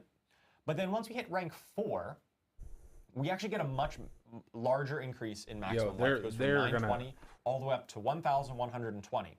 While the other affixes on the gear stay static because they didn't roll randomly. The difficulty is definitely, bro. They're gonna have to ramp it up. To Joe's point earlier about we still have some in development. This is crazy. This is in development content. It's not final, as the watermark says. The tempered affixes at the bottom, the Golem active cooldown reduction and the Bone critical strike damage, those also would be being upgraded and are eligible to have this this larger bonus. Wow. But in this particular that's the one thing I was about to say. Change, but they will change in the final, and there's a chance. Also get affected, Yeah, they will be included just like all of the rest of them. But you get 12 ranks. As you go through it, you're going to get kind of 3 of these effects at rank 4, 8, and 12, and they can all go on the same one. So if you get really, really lucky and you really needed a lot of maximum life, you know, you might get just a ton of maximum life every time that increases. Or it could be on one of your tempered affixes. You could get I like that it goes to your tempered reduction if that's the kind of build that you're looking for. And once you fully masterworked an item, if it didn't really pan out the way you wanted to, the random rolls didn't quite go your way, you are able to reset it and try it again, but you will kind of lose all the materials that you've invested into it. That's the part I'm scared about, the materials. Lock you out of it. Right. Like, so once you've how got like a really great pair of gloves, is it going to be get all these materials? Tempered at this point, you have chances to get exactly the affix you wanted off it. Maybe you got some greater affixes on it in the first place when you started. Then you take that item into, assuming you got through all that process, you can take it into the masterworking feature, and then you can kind of keep going at it. Yeah, and get the opportunity to kind of hopefully crit exactly the affixes you're looking for. Yeah, and if you do get that right, you find something that's got critical strike damage, and then you hit all 3 times on it, super upgraded. That's going to be like one of the best items in the game that probably no one else has one exactly like that, because you really needed to hit the right one every time. That's going to be a really powerful item that is going to be very memorable. You might want to wait to temper it. Like, say you're like a Necro and you're trying to get that extra chance to proc another a Bone Splinter or something, like this chance for Bone Splinters projectiles to cast twice. So maybe you would want to get that, and then you want to masterwork it and hope you can upgrade. And on the right, you can see it after it has been tempered. So we've got Bone Spirit damage. We've got chance for a Bone Splinter projectiles to cast twice. And then we can see intelligence has been highlighted in blue. That means it's had one of the upgrades for masterworking, and the damage stat on here has been upgraded twice. That's why it's in yellow. When we got up to masterworking 12, and you can see how we've taken this progression, this item progression, so here once you got it all the way up to masterworking 12, this is really kind of the pinnacle of what items can be in our new itemization world. So one thing I want to highlight here is that the total depth of what an item can do and the complexity. You can still make an item do a lot of different things, but on that before side, when you're looking for items that are dropping, that's all that you're going to parse through over there. It's just like 3 affixes. Did I get the ones I want? And you can just do that very quickly and parse through a lot of items that way. But you're going to be slowly, introducing that complexity over time to your items as you upgrade and masterwork them. So you're going to be building the items that you really want. So not only can we get items that drop, absolutely, with in terms of like lucking out, Greater's I think it's fun to call out. Like, but now we can also temper those, masterwork those items, upgrades to your affixes during the regular masterwork and get them even higher. There's 3 randomly selected 25% upgrades to one of those affixes. So if you're very, very fortunate and you manage to triple up on a particular stat, you can do the math. It's a tremendous upgrade for that affix overall. Getting crit now, getting crit chance is going to be insane. You're going to have 100% crit chance builds really all hard day CDR long in this world, right? I'm terrified. Yeah, absolutely. You can go hard into CDR, yes. Or really hard on bonus projectiles, because those are cool and flashy. Or bonus projectiles, that's actually true, yeah. It's gonna be you're going to have some crazy builds. Absolutely. Like glass cannon, bro? You want to talk about glass cannon? New items are great. Well, what am I going to do with all of these new items? Before we even bridge to me, okay, this is a really good bridge. So 2 things I want to call out. One, masterworking works on unique items. Correct. Yes. So some of those really cool affixes that can appear on unique items. Not the power of the unique item, but a lot of like the really specific unique affixes. Those all benefit from the masterworking process as well, which are really significant, right? So that's good for uniques, because I was like, uniques are basically going to be useless. Also, like, you can make sure that like when some of these unique items are dropping, they also can have greater there is, affixes bro. attached. I'm telling you, there is. So those same unique affixes that we're talking about, like that is huge. Like now you get an extra like 50% value on top of that. Yeah. So like you get 50% value on top of the unique item affix, and then on top of that you masterwork it. It can get really bonkers. So there's a good chase involved in this. But like even allowing for like player trading and everything else, there's still like lots of really exciting stuff for players to find. Yeah, and the other thing I've seen a little bit of this in chat as well, as like a lot of people are going like, hey, when are we actually able to experience this? PTR. PTR. Well, first PTR, and also at the same time, this is something that does start immediately with Season 4 when it begins. Yes. This is all the all the itemization changes will start with the start of Season 4. Because I know a lot of people were questioning, because they're going like, well, we had heard Gauntlet in the past, and then Gauntlet actually started mid-season. The itemization changes and all the changes you're hearing today will start at right at the beginning of Season 4, which is on May 14th. PTR being on April 2nd. So. There's a couple other things I also want to say. It doesn't fit I neatly. got one too. Oh, do you? Oh, no, you go first. You go first. All of this is crazy. I know it's going to be a lot of questions that people have on greater affixes. Yes. So greater affixes, the way that you get them is you can only get them from things that drop. So you're actually looking for that moment when you kill them off, kill the enemy, the loot drops. That's the exciting moment that we're targeting. Enchanting is still going to exist. You can still enchant your affixes like normal on those 3 ones that drop. You cannot enchant into a greater affix. You can enchant out of a greater affix. So if you choose to, if you've got like a 1 greater affix item, you can enchant that greater affix to something else, but it won't change to another greater, and you can't change anything into a greater. It's all about killing monsters, finding that moment that is really exciting when the item drops, seeing if that works for you. So I just wanted to clarify that on how enchanting works and kind of what we're going for. Yeah, absolutely. Focusing on the drop, the moment of excitement. The drop is the moment of excitement that we're going for there.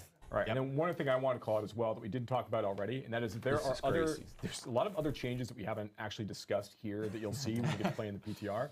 But one of them I think is really cool is we actually add a bunch of other new baseline rare affixes that can appear on items. Yeah. That like players haven't seen before. Yes. You know, so there's as an example of a few of these, we have like Fury per second. You know, can appear on oh items, my God, which is dude! Very, very exciting and very interesting. Spirit per second. Yeah, it's very transformative. Like there's that's the word I'm looking for. Transformative. Give it to me. Something that players can find as you're going through the experience. Like, Spirit Gin. That you thought of that are kind of cool, or and also ones that are cool and powerful that appear on different slots. So previously, weapons almost always had bonus damage of some sort. We've extended that so a lot of weapons can now have resource cost reduction. They can have bonus attack speed and other things that increase your output through not just saying damage to a certain way. More interesting ways of increasing your output. Yeah, very cool. To me, bonus projectiles, that's just the most popular. I'm terrified of it. It's so cool, though, but it's going to be really cool. Having bonus projectiles drop and then have that potentially be a greater affix when it goes, and then you masterwork bonus projectiles, and it gets. Yeah, they capped the re-rolling cost. I know but they didn't tell us how much they capped it at, so we'll have to find out on PTR. Actually, maybe we leave that for the end of the stream. You're no longer going to get right before ancestry. You're no longer going to get sacred gear in tier 4 or normal gear in tier 3. You're always going to get the right gear. Me next. Yeah, you next. I'm we got kind of a shrug. So like, I think so. Yeah. We'll go through the end game stuff here. You're going to be getting 925 gear from level 95 monsters. You're always going to get that. Even pair with this itemization. So they're really trying to make it where you can get that base gear that you want with nice stats. But you're really going to be looking for those massive drops on greater affixes. Are we ready to go? Yeah, okay. All right, let's go. So we've got kind of 3 big goals for class updates. We've got a lot going on. I'm going to try and breeze through a little quick in the interest of time. The first one is going through a very high volume of meaningful class updates. And what I mean by meaningful is, not just moving numbers up and down on things that exist, but kind of either updating systems of how things interact at a systemic level, or adding things that are really, really powerful and are actually going to move the needle and change how you interact with the class or the skill or the legendary. Got a dry cough, boy. Yeah, Codex is going to be is making flat damage effects is more basically viable. So everything's damage, going into the Codex, like and every time you find a better aspect, it'll upgrade the Codex. Bolts, all these things. I talked a few campfire chats ago about how I wanted to make these things like a lot more viable and scale better, and we're going to be making good on that in Season 4. I'm excited. We'll go into more details, but yeah, that's one of the big things that's changing this season. And last but not least, opening up designs to be more generally useful. So kind of similar to item affixes, how you've got these like multi-conditional things. We're going through classes across the board. Not yet. Nothing about looking for ways that we can open up things. So you're going to find that things that were a little more restrictive, we're going to try and interact with more different pieces. So something may have only talked to core skills, now it can be any skill, things like that. Where we're trying to make things less conditional so that you can mix and match things a lot more often. Thank God. So, yeah, in addition to those 3 things, those are our goals. I'm also going to be talking a little bit today about PTR balance and hardcore updates. And a little PSA, everything that you see here right now, the tuning is still in flux. We're going through the balancing process right now of these things. So any exact numbers that you see of updates is very much subject to change, not only before PTR, but of course one of our goals for you playing PTR is helping us with the tuning and balance, because everything is going to be changing. So yeah, expect things to change, but that's kind of where we're at right now. So first, let's talk about uniques. So in Season 4, you're going to be getting double the normal amount of uniques added to the game. Normally, every class gets 1. Every class is going to be getting 2 this time. So again, more content. We're also adding a new Uber unique here, Tyrael's Might. This is a defensive-oriented unique. It's going to be a chest piece. You can see the stats there. Lots of resistance-oriented things and damage reduction. By the way, in this new world, damage reduction is going to be much harder to come by. So it's actually a lot more special that it exists here. And the special power of this is that when you're at maximum life, so when you have the entire life bar full, you're going to be shooting out projectiles, very similar to the artillery shrine. Okay. So you can see it kind of in action. You can see that sometimes he's attacking and it's not going off, and then as he heals up, you get those 5% max resist to all elements too. Cool. That's really good. Adding max resist, class bro. Updates, like I mentioned before. Anything really above cap, I think is going to be massive. Like that actually makes that defensive stat useful. Changes, quite a few of just things going up and down for tuning. So now instead of 70, it's 75. Updating some systems and designs. And I'm going to give you some examples. Now, everything I talk about here today, I'm giving you a small snippet of the things that we're doing, like 1 or 2 examples per class. But when you get the patch notes, you're going to see it's like a giant wall. There's a lot of stuff that we're doing everywhere. Just a slice of the overall pie. Yeah. So, some examples here. Skill tag updates. So we're not only doing this on the Sorceress, but on other classes as well, but this is the one example I want to give. One of the pain points that Sorceress has always had is that they have kind of core skills and then mastery skills. Mastery skills are things like Firewall, Meteor, things like that. And the mastery skills, we're always kind of second class to the core skills because we had a lot of things that scaled core skill damage, but not mastery skill damage. So we've updated our skill tags and kind of changed things around so that they make more sense. So you're going to see more skill tags added to things across the board. And the example here is that mastery skills will also just have the core skill tag. They'll be considered both mastery and core skill. So all your core skill damage bonuses, interactions, all that stuff will just work now. Did you have something? Yeah, just we also talked about like mobility skill tag added to a lot of skills as well, and how that interacts with the tempering system. You have ways of getting mobility skill cooldown reduction that ties into the same concept. So we're actually adding the mobility skill tag to all things across all classes that have mobility attached to them, so then they can interact with the itemization system, and you'll have these things working in tandem together. Thank goodness. They need to do that with a couple skills. Yeah, like so now some other examples. Frozen Orb on the Sorceress is getting a lot of love. Before, when you cast it, it would go an exact set distance and then blow up, but now it's going to go exactly where you point it at it to with your cursor. So, you know, you're not going to hit your life if you run into like a suppressor elite, for example. You can actually make it fire point blank or all the way across the screen. And we'll actually be showing some video of that as well later. We also have a new unique that we're going to have video of that's really awesome. How does that work for Orb Sorceresses are going to be really happy this season. And next, Necromancer. I've been talking for a while about Necromancer minions. And on 100% of the player's stats.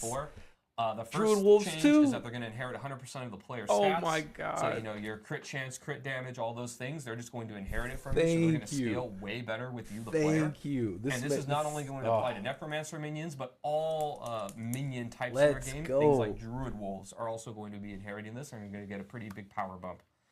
We're also looking. We took a look at the Book of the Dead, and basically revamped everything. All the upgrades almost are getting some type of either number or big functionality change, and I'm going to be going through some examples there. But it's just going to be a lot more punchy. We're not only looking for effectiveness here, like making things stronger, but we also like the rule of cool, where you know the things that are awesome and look cool and are visual are going to stand out more. And so we're trying to do that as much as we can. So next, let's talk about game balance. So as I kind of alluded to earlier, you know, the landscape of everything is changing pretty drastically, right? Itemization is going to be changing a lot of how player power works and how things work in the game. We've got a lot of class updates that are going to be changing how things are. You can expect a pretty big shakeup of like just how all the different classes and builds perform. Like it's going to be a brave new world really here. But, you know, normally we promised a while back that we're going to do lists of everything that's perceived as a nerf. I'm not going to be going through every single thing today. You'll be able to see everything in the patch notes on the PTR, and that's mostly in the interest of time, just because there's so much change that's happening. But I am going to give you, a snippet to do good on that promise of kind of how the game is now, and some things that you can expect that are going to be lowered in power in the future. So some examples here. Generally, Tybalt's Will, everyone's favorite pants, right? And not only is it really good because the effect is good, but also it's damage on pants, which makes it really, really good. That damage amount is being reduced. Same with Banished Lord's Talesman. Both of these uniques are insanely powerful. Yeah, they're still going to be really good after this, but the damage is just being lowered so that other things can be competitive. Next, the Barbarian, everybody's favorite charging class. First thing that we're doing is, many of you may not know this, but when we launched the game, we actually gave them 10% inherent damage reduction. This was back when melee classes in general and the Barbarian were having trouble in the early game. Our game balance has changed radically since then, and we don't feel like they really need this anymore. And we don't want them to have an inherent advantage over all the other classes in the game anymore. So that's going to be removed, and even like I mentioned before when Charles was talking, Charge, Hammer of Ancients, and is going to be much more rare and special. You're not just going to find it on any defensive stat. When you see it, it's going to be something that you're going to really value because it's hard to come by. And we also think Barbarians are still going to be really good in this regard because their skill tree has a lot of it. Their skills like Challenging Shout have it, so I think they're going to be fine, but we're just removing this extra part. Also, we're reducing the effectiveness of Charge, Hammer of Ancients, and Unbridled Rage. All three of these things have been incredibly powerful. Some things like Unbridled Rage have kind of been stamping out competing things for a long time just because it's so good. Our goal here is not to remove these from the game or make these builds not viable at all. They're going to be reduced, but I still think they're going to be really powerful and effective. And next, we're going to go over to the Sorcerer. We got a couple bug fixes here. We have more bug fixes than this, but this is just some that I wanted to call out. The first one, we had one where the evade cooldown reduction affix was triggering off of unstable currents casts. And so what this basically meant was you equip those boots to have evade cooldown reduction, and then you use unstable currents, and you had like infinite uptime on teleport evades, which made you just teleport around infinite forever. Teleport now? This has been fixed, so now it's only going to work with intentional casts now as it was intended to. And the next one is Isu's Ferocity. This is a key passive on the Sorcerer that used to apply its critical strike damage to all damage types, but it was the fire key passive. Now it's only going to apply to fire damage as it was intended to.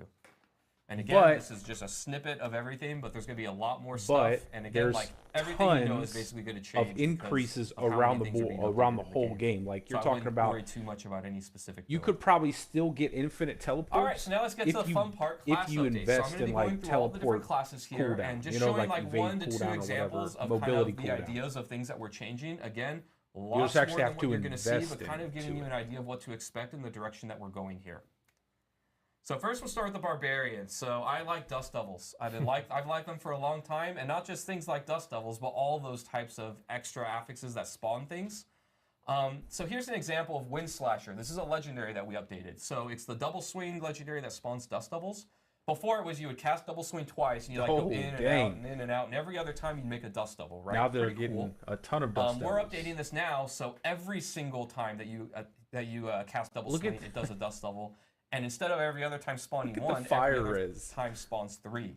So now instead of going hit, then 1, then hit, then 1, it's 1, then 3, then 1, then 3, which means a lot more Dust Devils. And I want to call it again, there's tempered affixes that give you chances to spawn additional Dust Devils when you spawn a Dust Devil. So. And affixes that talk to them directly in itemization with tempering, like their size can go up, their damage can go up. Like we're actually going to make this a thing. I know I'm talking a lot about Dust Devils. There's cool stuff for all of the classes. It's Earthquakes, it's just that I played a lot of Dust Devil barb during one season. Yo, you're going to be able to build out massive AoEs. You're going to be able to build out like double proccing projectile builds. You're going to be able to make tons of other stuff. legendaries are like this.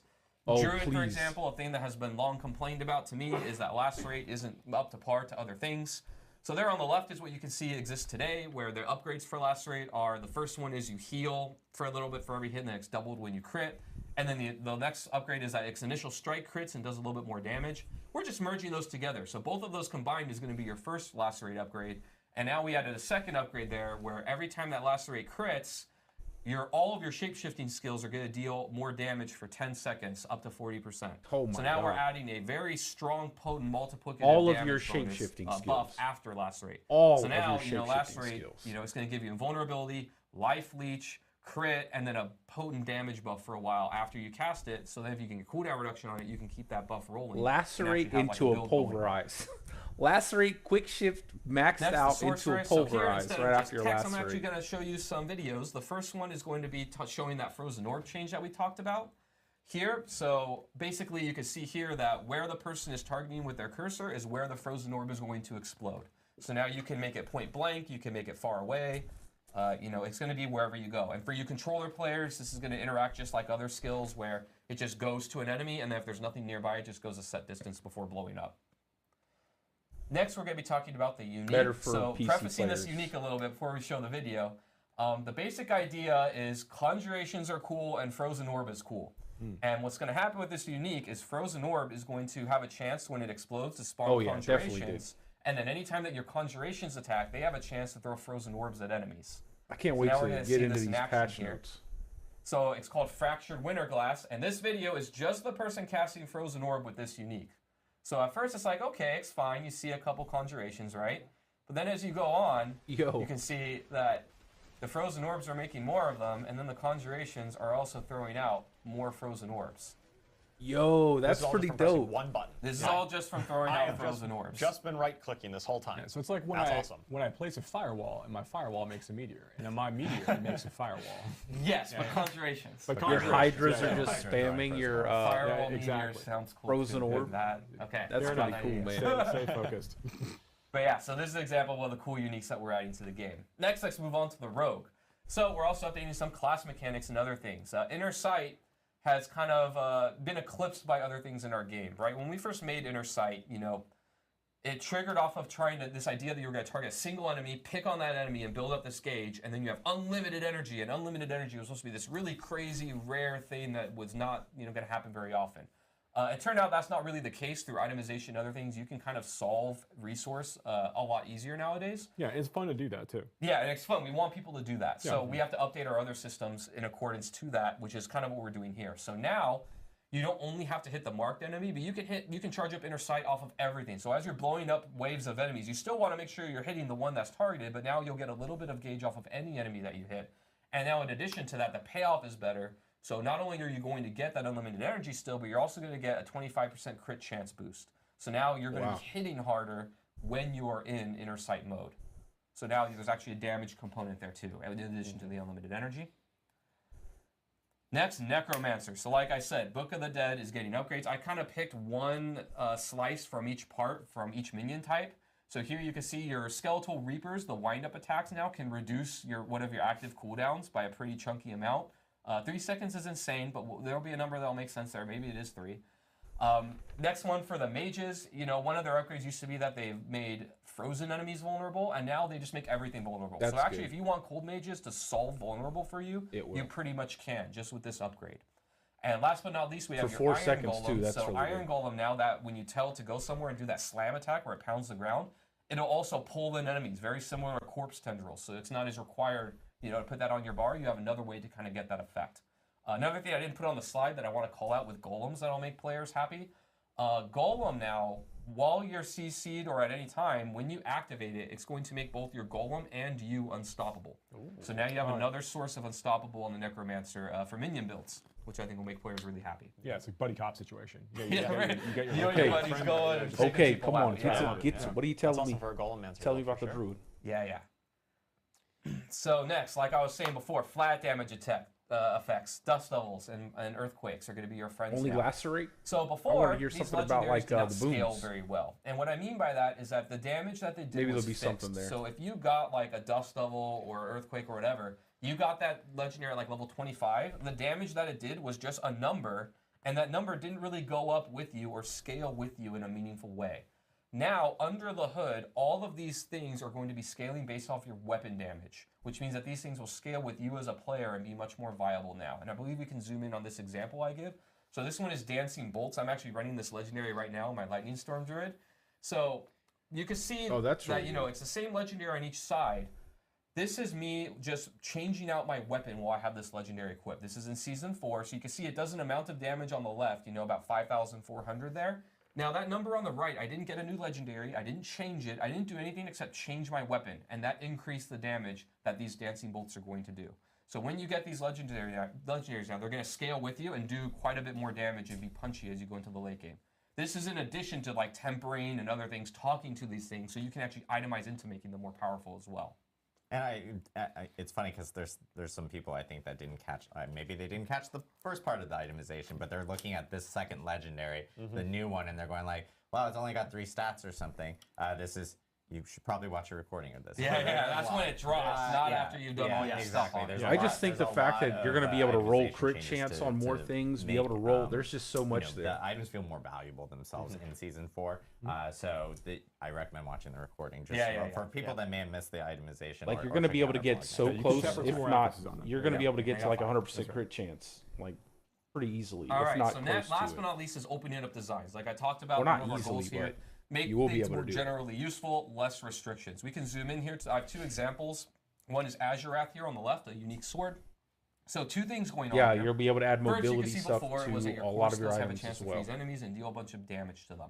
On the right, we've removed the core skill requirement, and now any of your skills can have a chance to freeze enemies. So this means you can use it on like charge and other similar things like that, where, maybe you want to make a build around something that's not a core skill to proc this, you totally can, or it's just going to proc more often and you just play normally. Second thing, they need to do that. They need to do that. We just removed that restriction. So now any class that can use a sword can use Azurath. Again, we're just trying to look for places where there was restrictions, and when we can, we're just removing them. Next one is Opportunist. This one I'm really excited about on the Rogue. I think I'm going to play a Rogue this season. So on the left is the old version, where it says when you break stealth with an attack, you can drop stun grenades, right? And then those grenades deal damage and stun enemies. On the right, we've removed a lot of these restrictions and made it more useful. So now it's when you enter or break stealth, and you don't need to break stealth when you attack. So anytime that you cast stealth or go into stealth, you're going to get 2 sets of these, and it's just going to be when you go in and out, and you just get stun grenades. You also notice that this is a tuning thing, but the stun duration on stun grenades has been buffed. It's a second now. And then we also did a thing that I'm really excited about here, where they added a every single stun grenade legendary will increase the damage of your grenade skills, and all of them are going to have this. So if you want to make a stun grenade build, if you collect, the 4 or 5 of these legendaries that kind of combo together, every one is going to incrementally increase your grenade's damage as well, to a point where they'll be doing a lot more meaningful damage in your build. That's pretty All good. right, last but not least, we've got hardcore updates. So for you hardcore players, Elixir of Death Evasion is being removed from the game. It's dying, and it's not coming back, just like Elixir. will in hardcore. We've also redesigned the Flame Shield enchantment. So before, it used to be a cheat death mechanic, where when you took fatal damage, it would proc and save you. Now it's going to automatically activate when you lose a certain amount of life, and then it has an internal cooldown on that. So we've heard from the community kind of loud and clear. They really want hardcore to be hardcore, and so we're going to deliver on that. Now you actually have to be careful. The Sanctuary is a very scary place, and you won't have those fail safes to be alive anymore. What about the one-shots? Like, what about the crazy amount of one-shots? Finally, PTR feedback. So like we mentioned before, we're going to be looking at the PTR feedback very carefully. Please let us know what you think. The class team is particularly excited about what's working for you and what's not working for you. When you're kind of tuning your feedback and typing it to us, we're really looking at things like tuning and balance. We know that things are going to be pretty wacky in this brave new world that we're going into. We're also looking for what changes really made the game more fun to you. You're going to see a lot of them, a lot more than what I presented today. We really want to know what changes we did, maybe didn't hit the mark, and why. Maybe we didn't go far enough, or this thing could have been way better with just a small tweak. And then last but not least, we want to know, what would you like to see that didn't make it in, right? We're forever going to be updating this game, and we really want to know, a lot of these changes are coming from your feedback, like, flat damage scaling, Unstoppable coming on the Golem for Necromancers who've been wanting more sources of it. What other things are you seeing that, have always kind of bugged you or have always been kind of a pain point that you would like us to change? And we'll be looking for that feedback. There's just so much that I think... that's pretty much everything we got for classes. Thanks, everybody, again. There's a ton of stuff that, like you said, you left out. So there's a ton of updates to classes. It's funny because everyone's treating this PTR feedback slide as if we're done. No. There's more. There's a lot more. Oh, I'm sorry. We haven't even gotten started yet. As the chat calls it, Joe Piper, Rap God, has not spoken yet. So he will be talking here now about Endgame. I agree. I don't think that they should make it necessarily free. I think it should be free to Game Pass, and I think that they should have obviously like Ultimate Edition stuff like that if you want to buy them. At the same time, you'll see but on free to the Game PTR, Pass, we've made adjustments to world tiers, in that we've changed the XP modifier that you get for opting into certain world tiers. So they should never do that. The reason why we're doing this, we want to get players to endgame a little bit faster. So we've made an adjustment where World Tier 2 now goes, instead of giving you 20% bonus XP, it gives you 50% bonus XP. World Tier 3 now gives you 150% bonus XP as opposed to the 100% you got before. Big boost to Tier XP. 4 gives you 250% bonus XP instead of the 200% that you got before. That's a massive 50% bonus to XP. These new items, Let's go. to see some of the new content we're going to be talking about in just a minute, and experience more of the end game, and have a little less emphasis on the level up process being like a lot longer as it is today. So this is our stated intent. We want more players to be able to reach level 100. We want them to get more of these level 925 items. We want them to start seeing more. Make the game about the item chase and in-game content, not about the leveling up process. We want to make sure that we're removing some of the restrictions and making that possible, and we're continuing to think about that as we move forward. This is just all of the things we're talking about today are just one more step on the journey of Diablo 4. We're going to continue because I always do World Tier 2 to make the game better based on feedback, and just continue to add more cool stuff that we think is great for the game, and that also that we're hearing from our player base, our community, would be really, really great for the game experience. So with that quick little thing out of the way, let's go ahead and jump into the first major update we have planned that you'll get a chance to see on PTR. And that is, we made a significant update to Helltide. Higher I density. think that everyone will remember that in Season 3, we made an adjustment to lots of ambushes, dynamic monsters spawning. I like it. 55 minutes out of every hour. There's a 5-minute gap between Hellborn. Helltide experience. What? And we think that's great. Players are able to get better access to Forgotten Souls and all the gameplay there. But we also, like, looking back on Season 2, a public event boss, bro. The Blood Harvest regions where the armies of Lords were marching across Sanctuary, as we all recall from quarter 4 of last year, and capturing people and draining them of blood. You know, that was we thought that was a really fun, frenetic, like social experience in the overworld. Like it's just this a is blast what we kill needed, bro. Vampires, save people, so and summon blood threat seekers meter, as well, getting along the way, more and getting spawns, good higher rewards as you go. density, It was ambushes, a fun dynamic monster experience. spawning, In season a 3, we had public a different event take on that boss. Like idea that with, is so good. Arcane Tremors. Players can go and engage in a number of different small activities and traps. We have an and open also, world. managed No other to action summon RPG Heralds of has an Malthus open world. in a group So and go ahead that's and what they get need more, to lean like, into. tuning stones and more and governing stones, and continue to like just get more rewards from that experience. And again, we thought that was pretty fun, right? So we wanted to take some of these ideas back to Helltide, and I'll be actually I think it might be even easier if we could just throw to Ruben potentially, who I think might actually be able to be in Helltide right now. Yeah. Fantastic. Looks like that's the case. Goodness. So we want to take some of these ideas back to Helltide. Hello. Yes, you're going to get destroyed. Yeah, we want to take some of these ideas back to Helltide and make sure that our overworld, exciting, demonic invasion experience that players get to go through. Yeah, here it's gotta is feel just like that. more fun to engage with. Was that just a giant hellworm belching a bunch of enemies at? That was a giant hellworm belching a bunch of enemies up. So a bunch of things have changed. So one of the things that let me dive in. So one of the things that we did is we add this new idea of a threat system. Okay, now they're dropping Veld crystals, stuff like that. Can look to the left of the minimap. Thank you, Ruben. Can look to the left of the minimap, and you'll see a horizontal bar. It's segmented in 3 pieces. Next to that kind of like half-completed pentagram there. As the players are killing demons in Helltide areas, they are slowly growing their threat over the course of the experience. And as they do that, they're going to find like more like ambushes. They're going to find more creatures coming and trying to kill them as they kind of like roll through the space. And they're gaining threat by doing anything. If they're opening tortured gifts, if they are killing like regular monsters and elites, you know, they're always earning more threat for the things that they do. The armies of hell are paying more attention. So as the player is going through this process, they are going to start feeling like more pressure as they go through the experience. Now, once the player is gotten towards the end of this, like they actually have, you know, when the armies of hell have been fully alerted, you know, you'll hear a tone, which I think that I think we might actually hear soon potentially. I guess we'll have to see. But you'll hear a tone alerting you to the fact that the armies of hell are basically coming for your blood, right? They're coming for you at this time.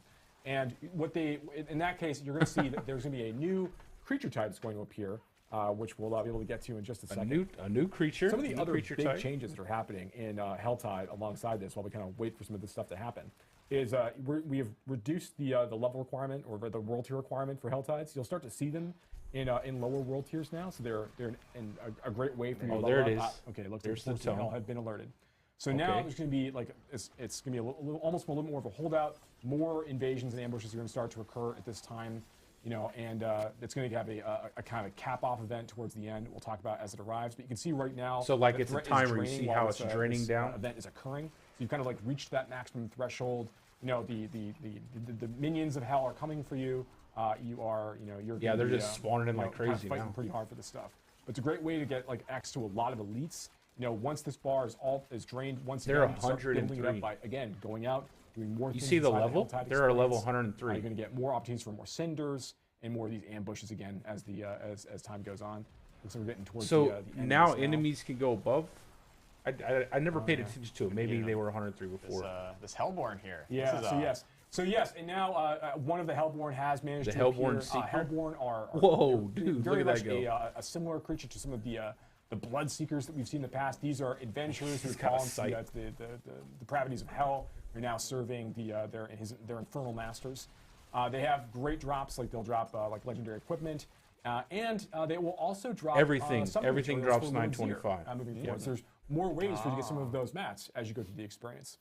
And that's actually one of the other things that we did as part of our general updates is we kind of wanted to go through and do a pass to make it easier to find more of those boss summoning materials, like from doing like different kinds of content. So while obviously you can go to Helltides and open tortured gifts to get living steel pretty quickly, we want to make sure that there's like, if you find like a treasure goblin, there's a chance now that treasure goblin could drop a random boss summoning material. Okay. You know, when you go and you open bounty caches or whisper caches at the end of I haven't heard anything about loot filters in yet. that situation, but it sounds like they've massively reduced the affixes, find more opportunities so you won't be sorting through things. And when you get like a greater affix roll, it'll automatically highlight that piece of gear on the ground. Like You know, that's even elites have a that's very, one of very those low better chance, pieces of gear to drop some of these materials. And so again, I'm not makes sure it if just they'll have a little loot bit filter easier yet, to kind of, but they gain have access to these definitely bosses reduced as you level the them amount up of in time play. you're going to be They're not going through your items, saying specifically as well in as just Nightmare Dungeons, highlighted those something else, really, right? really good pieces of gear So yeah, that's that are going to give you those massive affix affix rolls. That's obviously pretty not exciting. everything. Yeah. So we so another thing that we're doing as part of this is that we are adding a new boss. To the game. We're adding Andariel. So you can now fight Andariel. She is summonable by defeating the Beast in Ice and Lord Zir. And she's got the same drop table as Duriel. Nice. So we want to make sure that players have a couple different ways to kind of gain access to these really, really powerful uniques that Duriel drops, but also for that shot at getting those uber uniques without always requiring players to go back to those same places. So between opening up the options of how you gain access to materials, it's not about the fact that we have to kill Duriel. To like now how we have to kill Duriel. It's how many times we have to kill Duriel to gain access to Beast and Ice in Lord Zir, so you can go farm Andariel there. We think that's gonna be like a really, really fun change. And Andariel is a really cool fight. I think we might actually have like a quick little shot of the summoning for Andariel, as we all know her and love her. There she is. Wow. She's back. That's dope. She's tough. You know, it's Is gonna she be, though? I want to say the fight's been updated too. It's not exactly the same as what you did before. Yeah, so. The designer's been very excited about this fight and very excited about Andariel for a while, bringing her back into the equation. So yeah, she's gonna be a lot of fun to summon. Oh, the poison nova class. Yeah. Okay, enough Andariel. Enough Andariel. All right, yeah. People will see that. We're on a timer, people. Okay, I got things to talk about still. Okay, but that's not even all the things that we're changing with regards to bosses. There's more stuff that we're doing as well. So one of the things that we're going to be talking about in just a minute is a new feature called the Pit. And inside the Pit, that's the you're problem. earning It's like the one-shots. Use to summon higher level versions of all of these bosses as you go deeper into the experience. Okay. So we think this is extremely exciting. It provides another way for players to be able to like express their build strength, and going and fighting these bosses are going to provide much, much greater rewards. In fact, when you kill one of these new, very, very powerful, tormented versions of these bosses out there, they are going to give you they're going to give you one resplendent spark the first time you kill any of them. So of like all the ones that you can summon, the first time you kill one of them, you're going to get a resplendent spark for you to use in the future. Hopefully they'll never bring that back, bro. And that is not all that we're doing, obviously. I mentioned the Pit. So if we could just go ahead and well, I guess we can talk about it. I can speak to it actually. Yeah. So we've been getting a lot of feedback from like our experience with the Abattoir of Zir. You know, so towards the end of this season is 2, not season 4, really, really right? This is just a base game. I didn't hear him say against forces of Lord Zir inside this experience, and fighting Bloodseekers and kind of racing the clock. And when that was a pretty fun experience. We got a lot of really good information and feedback about how that really played out. We made a number of adjustments in the form of this new content type that we're calling the Artificer's Pit.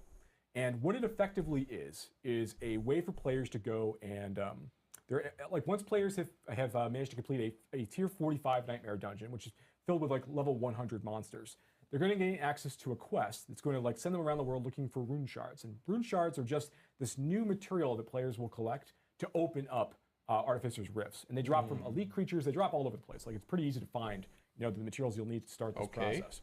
And when you have a number of them, you can bring them back to this obelisk in Karagar and kind of use that to like form your first pit run effectively.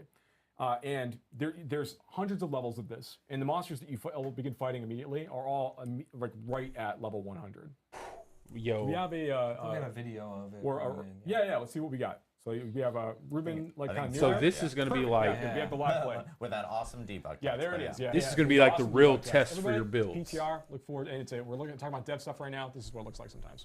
So okay, so we see here that Ruben's coming here. He's already done the rift before. He's going to go ahead and just open up a tier 1 Artificer's Rift, and we'll see how this goes. So he's going to spend 1 rune shard to do this.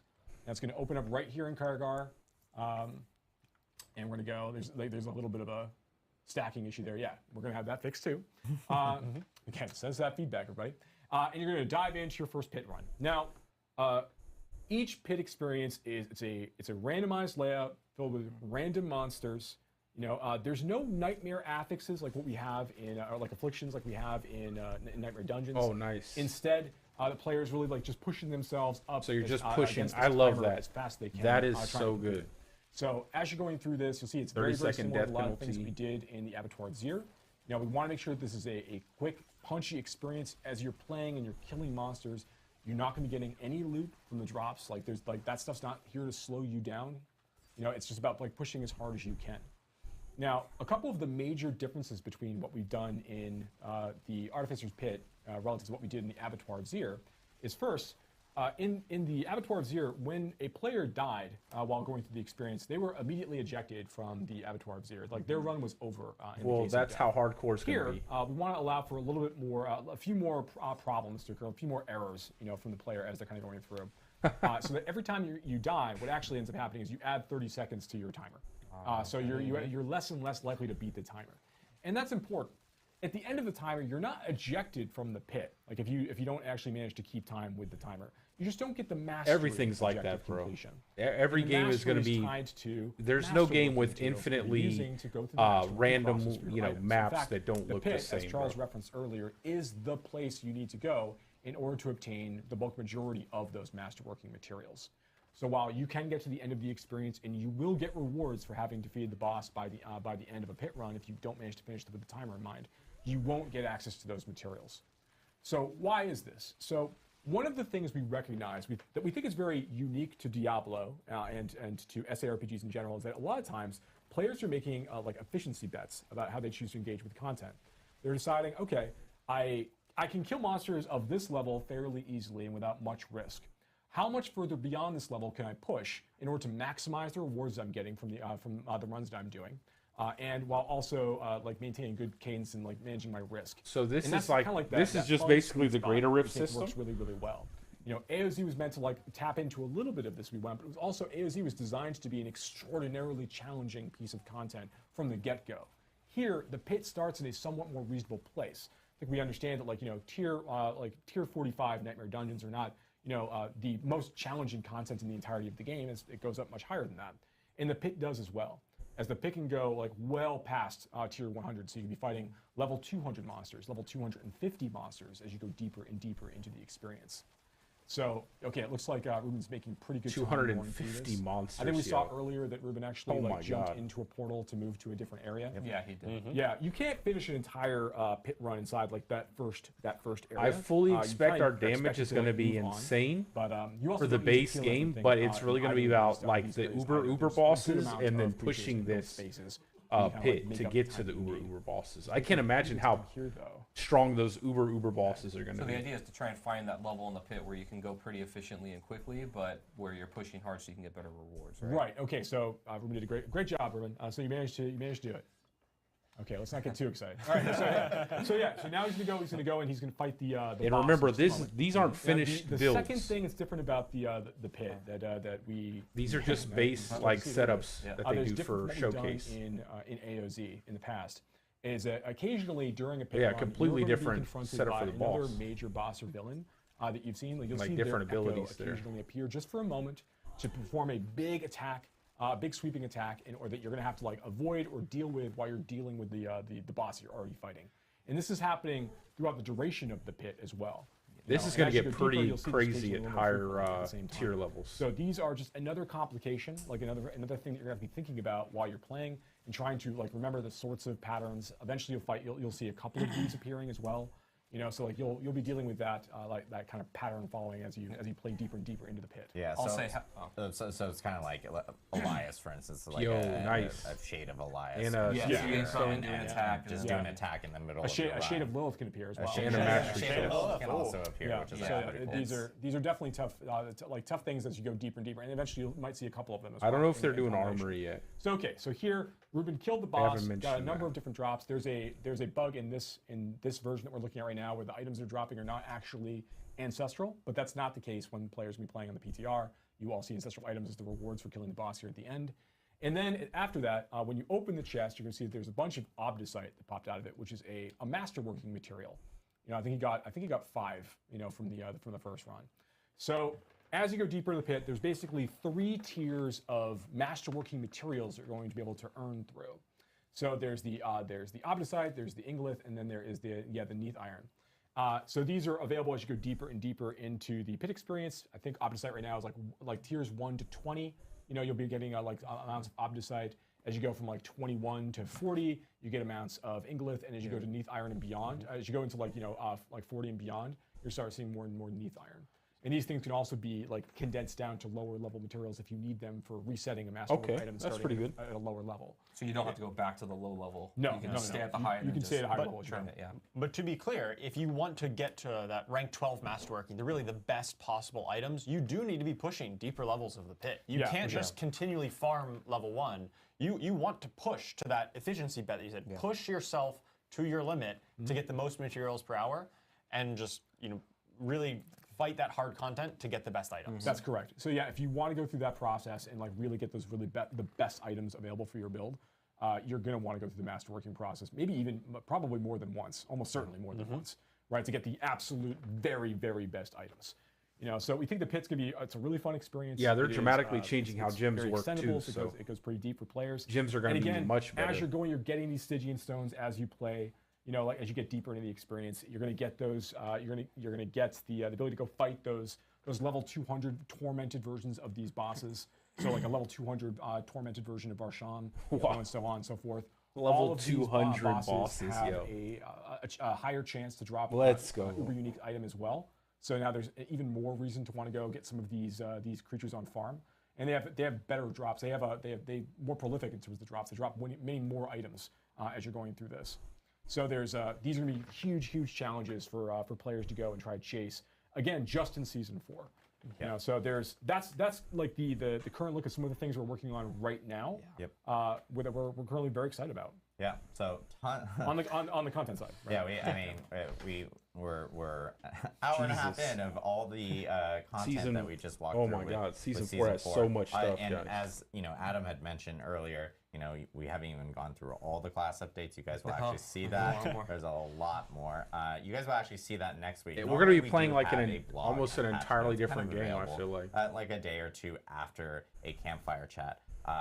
I am asking the community if it's okay if we give it to you guys next week, because the only reason why is that they're huge, and we actually need to make sure that we get all the information in there. You guys will have it well before the PTR actually starts, and we will actually have a blog kind of going through all the details of this actual campfire chat, as well as the giant list of patch notes for the PTR, which again will begin on April 2nd, run for a week.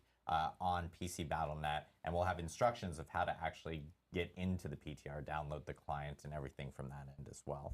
So I know we always end our campfire chats with a Q&A session. So we do want to make sure that we do a Q&A session right now. So if you guys have questions, please use Twitch chat. I can't imagine there's no questions. We covered everything, right? I thought it was a perfect explanation. Like, there's so much stuff that fundamentally changes how you're going to be building out your class and building out everything, and how you play the end game. Now that we actually have something that scales, so you can continue to push yourself. This is from Iggy. What will happen to current items after this rework? Because obviously we're now changing a lot of things from our past items going into Season 4. Yeah, so all of the items that you currently have on your characters or on the Eternal Realm will be flagged as what are called legacy items. And this means that they are not able to interact with the new systems of tempering or masterworking. They'll continue to function as they are, so that they're not going to break, they're not going to be re-rolled or changed. But they're useless. They're just kind of say, hey, this was an item that in the old system, but if you want to engage with the new systems and find those greater affixes and temper all the cool new affixes onto it and do masterworking, of course, you're going to need to go out and find new items. So basically, just restart everything. There is a question from Toast and Pen, Eternal Realm, what's new? Everything we just talked about. Everything we just talked about, Toast and Pen, is going to be available in the Eternal Realm. So, and this will start with Season 4. So if you are a person that just only plays on Eternal Realm and you have a character already there, of course you can just immediately start engaging in. I don't think so, man. I think they'll probably be locked out of everything. J Corsair 19, does the masterworking just increase the total range of the roll, or does it get you closer to a max roll? So it increases the current value. So if you already had a max roll, it keeps on increasing. So as an example, I mean, that doesn't really matter if you play season anyway, an affix right? that could have rolled You between always 50 have and to 100, restart. and you had a value of 90. Every time you increase it, it's going to increase that 90 by, or let's say you had it at 100, just to make the math easier, because quick math. If it was already at 100, the first masterworking upgrade will take it to 105. Even though the base roll range was just up to 100, you can continue progressing past that. If you had it, down at 50, it would go from 50 up to 55, and so on. Arrow1357 just asked, like, what about season? Like, is there season stuff as well? We actually aren't talking yet about the. That's what I'm saying. Season items. The seasonal stuff, yes, they haven't all even part of the talked season, about. part of the Eternal Realm. But we do have, there are some things that we haven't talked about regarding Season 4 that we will be talking about here in the future. The bulk effort for the team has really been spent on trying to ensure that this update is really meaty and all-inclusive. Like when I've talked before about, the Season 2 updates where we talk about like vulnerability damage. And it would be nice if they had a matchmaking group find or something like that. Get that into a better spot for the players overall. You can see like the amount of things more social are kind of all connected in a lot of ways. And it's important they kind of come out together. It's difficult to do one thing in isolation. So a lot of teams worked together to kind of like bring this update and get over the finish line. So yeah, it's a huge, huge lift. But there's more things to talk about later on, for the season. Thorag the Warrior says, can multiple affixes increase per masterwork or only one affix per masterwork? Right, so when you're masterworking, most of the ranks will increase all of the affixes on the gear by a small amount. But when you hit those thresholds, the rank 4, rank 8, and rank 12, a single random affix will get a much larger boost. That's all they're saying. And so because there's that happens 3 times on your journey from rank 1 to 12, in theory, all 3 of those could land on the same affix if you get lucky, and then that one affix just goes through the roof. Or it could be spread out to 3 different affixes, for instance. That's just crit chance, the nature crit of chance, masterworking. and crit chance. You're going to get a different result every time you go through that process. So I've seen a lot of people actually mention this in chat, and Riker also just mentioned this in chat. Sure. And they're asking, is it just me, or was the camera more zoomed out in the dev build? Actually. Oh, we didn't even talk about that. Wow. Okay. Go ahead. In Season 4, the camera will be more zoomed out. And there will be an option. You can have what we had before, or we're you can getting zoom it out a little. bigger area. We're going to be able to see things that are further away. It starts at the current default, correct? Which is what we have in Diablo 4 today. But zoom out. We've been hearing the feedback. We did make a move. Joe Shelley helped a lot with this actually. Everybody helped a lot with this. We did make a move to like pull the camera out a little bit further. That's part of like a near far sort of like situation. So it's going to be available for you to see in the PTR. Good eye. Good eye. Huge update, yes, of course. Yeah, and we forgot to say, that's another really good one to talk about. Yeah. I didn't even notice it. Thanks, Jeff. There are a lot of questions about loadouts. Did you guys want to provide any context on that? Okay. Yeah, so we've talked about this before. We're very, very excited about bringing in like an armory-like feature to Diablo 4. We've been hearing the feedback since like the Gauntlet went up, which we're very excited about, and we see that there's an opportunity here. We don't have anything to announce today, but it is a thing the team has talked about. Like the UI team is very excited about. It's a thing we definitely want to move on at some point, but nothing to announce. Yep. Nothing on the armory yet. So that way I lost my track here. Do you have any intention of reviewing? I'm sorry, this is from Vix311 or 3II. Do you have any intention of reviewing class optimization? Examples like give more customization points or put Paragon after a higher level than 50? So there's a number of things that we're talking about for the future. Things we can't talk about today. But you can imagine that like we're going to be having an expansion soon. We probably want to talk about some of that stuff then. There's things for us to be considering. A lot of people mentioning a loot filter.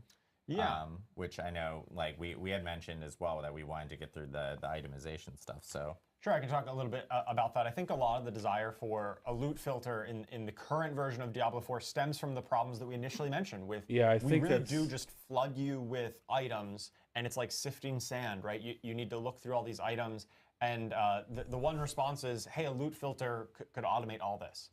We think in this new itemization world where we are simplifying it in a lot of the ways that we already discussed, reduced number of affixes, simpler affixes, the item power, once you get to the late game, always dropping at the max, will help to alleviate a lot of those concerns, and it will make parsing through the items a lot easier in this new system. Plus, they only have 3 affix Lady rules. Ava 2016. So nothing on the loot filter, but I don't think it's going to be anywhere near like it is now. Would it be possible to toss a different icon on the map when specific like greater affixes and things like that? Because the greater affixes are also are there any highlighted. plans for that? And that's what people are going to be looking for their builds anyway. We really want to get feedback from players as you go through the PTR experience. Even the thing that we showed, like the Roman numerals, on the attached to the item names on the ground, like even that's going through a bit of revision before it actually is released as part of the 1.4 release moment. So like that's going to get a little bit better. But like I think that it would be good to get feedback to see how these things feel. Oh yeah, I mean you're going to need to scrap stuff. We do want those moments to be exciting. But at least you'll know when you get a greater affix piece of gear, so you actually know. Look at that one. C22. You say higher the rifts, the better the items. Are we talking about the equivalent to primals? So and if people don't know, primals being a perfect D3 specific item that was super powerful. So as you go, we're not changing the rate at which like greater affixes, for example, could appear on like iPower 925 items, and we're not raising the iPower ceiling of items beyond 925 as you're going deeper in the pit. Instead, it's more about like as you go deeper in the pit, you're going to get more legendary drops. So this is going to give you more options, more chances of getting things that have like greater affix potential. So that's really more the way that we're handling that. And then, of course, the masterworking materials that you're using to juice up all of your items. Drummer Boy had asked specifically, can you do groups with in the pit? Yes, you can party in the pit, yes. Party in the pit. Let's go. And then, let me see. We'll be seeing any like clan updates, social updates. This is another big question that a lot of people are asking about from within chat. Are there any plans on that or any progress regarding that? So we have been talking a lot internally on the team about social updates and things we want to talk about soon. Party in the pit, y'all. We definitely hear the desire from the players that they're looking for more ways to like kind of get into groups and to form pairs with people online as opposed to just like talking in local chat or trade chat or trying to like reach out that way or just going to Discord or just going to external sources. So we do have thoughts on things we want to do to kind of help that process along, but nothing to announce for season 4 at this time. Okay. I know there's also there's some comments about like the store, the shop, and things like that with related to items. There's actually, I know last time we had a campfire chat, I had mentioned like, hey, our team that focuses on like the product team has been taking in a lot of feedback. There's actually going to be some changes here coming really soon that will. It would just be nice new if they would like people to use some of the platinum that they may have obtained in the battle pass for some really cool looking. Sets and stuff or cosmetics for their character, and we're also, I believe, taking and retroactively changing that portal pack. Yeah. And I think it was actually locked per class. So if you were like a necromancer, you could only use one of the colors. That is changing here in the future, where you'll be able to use it. I think it would just be nice if they actually allowed you to farm some kind of currency to buy cosmetics out of the shop. I will say there's going to be some more significant changes, I know, coming with the store that just add that to the game. It'd be really cool. Players will be able to see more related to that here soon. Let me see if I can get any more questions. Castordiff says, any PvP news, balance, new rewards? Nothing to announce on PvP right now. The focus of this update has been predominantly on the core underpinnings of our SARPG experience, trying to make sure that it feels like there's a really exciting gear chase for players to pursue once they get to a certain level of power. That we have done a lot, like what Charles talked about, like condensing down a lot of our affixes to make items just feel more engaging in general. Going through all of our various classes, trying to open up a lot of new build opportunities. So it's kind of like what we're really trying to do here is respond to a lot of the really, really big major feedback we've been hearing, honestly, since launch, and try to like get a good, big, sizable update for players to go and engage with. Yeah, I think that's a lot, man. That is a ton of stuff. PvP, and because that would distract us from what we're really trying to focus on. Yeah, they basically just need to do this. Change everything though, like PvP as well. Like how you make a character, the builds you make, how you do everything fundamentally is going to change from this. Right. So they're going to need to have like an entire patch dedicated to PvP. That's right. They need to have matchmaking. They need to have battlegrounds, stuff like that. Tempered, but can they roll greater affixes and can they be mastercrafted? Yes. On both accounts. Uniques can roll greater affixes just the same as Ancestral Legendaries. It doesn't need to be Ancestral. So now we have Uniques getting greater affixes. Same concept with Uber Uniques. And even through the Resplendent Spark, the crafting system, there is a small chance that when you craft it, an Uber Unique? The Uber Unique comes with a greater affix, even when you craft it, just as if it would drop. That's correct. All right, I'm going to do one last question. This is from GTI. So now we have Uber Uniques with Will the greater aspect affixes. changes also apply to alternate characters? Do I need to level up my aspects on alternate characters, for example? Aspects are partition bound. So what I mean by that is if you're playing a seasonal character and you want to play an alt on the seasonal realm, like that alt will also benefit from all the unlocks you've got within your Codex of Power. Thank goodness. I do believe your first character. There is a separation between hardcore and not hardcore characters. That's correct. as yes, well. That's correct. Hardcore characters are kind of their own thing, even on the seasonal realm. Yeah. Awesome. So a lot of info delivered in this this campfire. And Andario. And you're going to be farming them at higher levels. And Varshan as well. Important stuff because obviously with Season 4, we have a PTR coming up for those that may have missed it. It will be on April 2nd through April 9th. And it'll be on PC Battle.net. You're going to be wanting to farm the higher tier bosses. Want to help test things out, provide feedback. Please do so. We'll be checking all our, our social channels, Reddit, the forums. The forums will actually have a new separate PTR forum available there. This also does mean Season 3 is going to be extended because we want to make sure we grab. I think they did add more sources from this PTR and all the feedback from the community, and we have enough time to actually implement that for Season 4. Well, they're adding Andario, but they're also making like Season 4 level 200 on May 14th bosses as well. Where you're going to be wanting to farm those for your Uber Uniques and stuff. Specifically, and all the details that we actually talked about here today will be in a very extensive blog, along with all the patch notes of all the small things like the class changes that Adam actually wasn't able to get through. Yeah. Small changes, small. Will be in those patch notes as well. And we still actually do have another update that will be coming out next week for Diablo 4. And this one has actually been long awaited because this one does include some big quality features on the graphics side for D4. And we will have a blog that will be talking about it. As you guys know, ray tracing is coming to D4, and that'll be hitting next week on March 26th. So people will be able to maybe, if you've got a rig for it, you can totally turn up all your graphical settings, get ray tracing with D4, and we'll also be talking about how console players will also be able to take advantage of it in our blog next week. So lots of stuff coming down, and lots to talk about. Again, next week we'll have all the information on blog and patch notes. But thanks again. Yeah. Everyone, thanks again, Joe. Man, that was a good campfire chat right there. Thanks, Joe. Yeah, huge shout out to the community. Thank you guys again for all the wonderful feedback that you guys have been providing. And we're really excited for you guys to jump into PTR. I think they already announced Game Pass. For itemization, class changes, and of course our new endgame changes as well. So we will catch you soon. And yeah, next week we'll see you with the blog and the patch notes.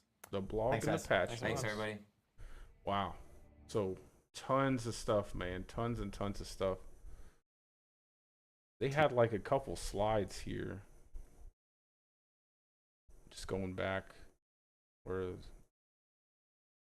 So when you first start your PTR, you'll instantly get boosted to level 100. You'll be able to have 100 million gold.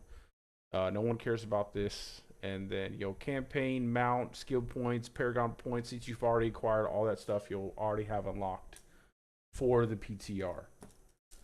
And it's going to last 1 week, which is really short. But, initially I was a little bit, pushing the season back. Adding a whole month to this season kind of sucks. But I kind of understand it with how much stuff they're actually going to be bringing to the game for Season 4. And mind you, that they didn't even talk about Season 4. Like, that was all base game stuff. So lots of new stuff in terms of like item improvement. Lots of new stuff in terms of like in-game grind with basically they're just like greater rifts, like tiers of greater rifts. They're going to have bosses there at the end of those. You're going to get crafting. You're going to get material from those for crafting. You're also going to get boss summoning materials to summon up like Uber bosses. That's going to have a higher drop rate on Uber uniques. And apparently every time you kill one of these bosses, the first time you kill them, you're going to get a Resplendent Spark. So lots of stuff. Like massive changes to classes, like the entire, like a rebalance of the whole game. They said that the difficulty is in flux, so they're probably still trying to test out like where they think the game should be at in terms of difficulty. Yeah, Scott, the PTR sounds amazing. So now you'll get 925 gear almost all the time when you hit tier 4. You're never going to get sacred gear again, which means your Tree of Whispers quests are going to be more valuable too. Now you're going to only need 3 affix rolls when you pick a piece of gear up. Also, you get greater affix rolls, and that piece of gear is then highlighted, so you know that that's a really good piece of gear. So that's going to help with sifting through the gear. And I still think they're probably going to add a loot filter in later on, just because people are still going to ask for a loot filter. And but I do think that just this part of it, and then allowing us to slap 2 affixes on our gear pieces, that's really nice. And those affixes look crazy. They like bonus projectiles. You know, it could be mobility, like more movement speed, evade cooldown, mobility skill cooldown. There's just so many different things you're going to be able to do, and it's going to really change how you make builds, like how you structure out your builds. And you're really going to be able to be very almost like hyper specific in how you want your build to function. Like if you want your build to be really fast, move fast, constantly have your evade on cooldown, things like that, it's going to make like the Gauntlet even faster. And obviously, I don't know what they're going to do with the Gauntlet. I think they're probably going to, with the balance changes that they're going to make, I think it's going to make the Gauntlet inherently more difficult. However, with the fact that we're going to be getting gear and power where we're able to kill monsters that are level 200, bosses that are level 200, I mean, we're going to have something for the Gauntlet, because I feel like the Gauntlet is just going to end up getting left behind.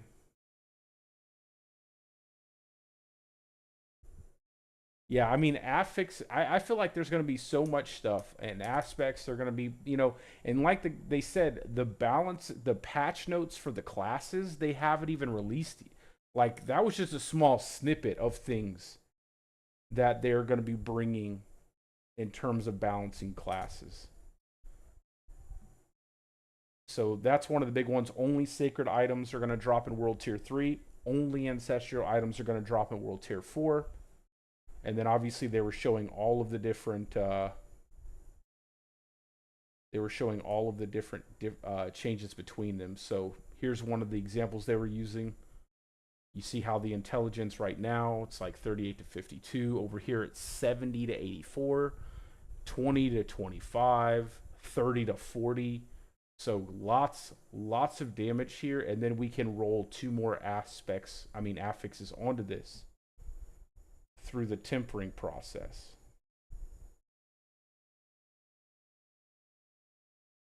Let's see, just another example of that.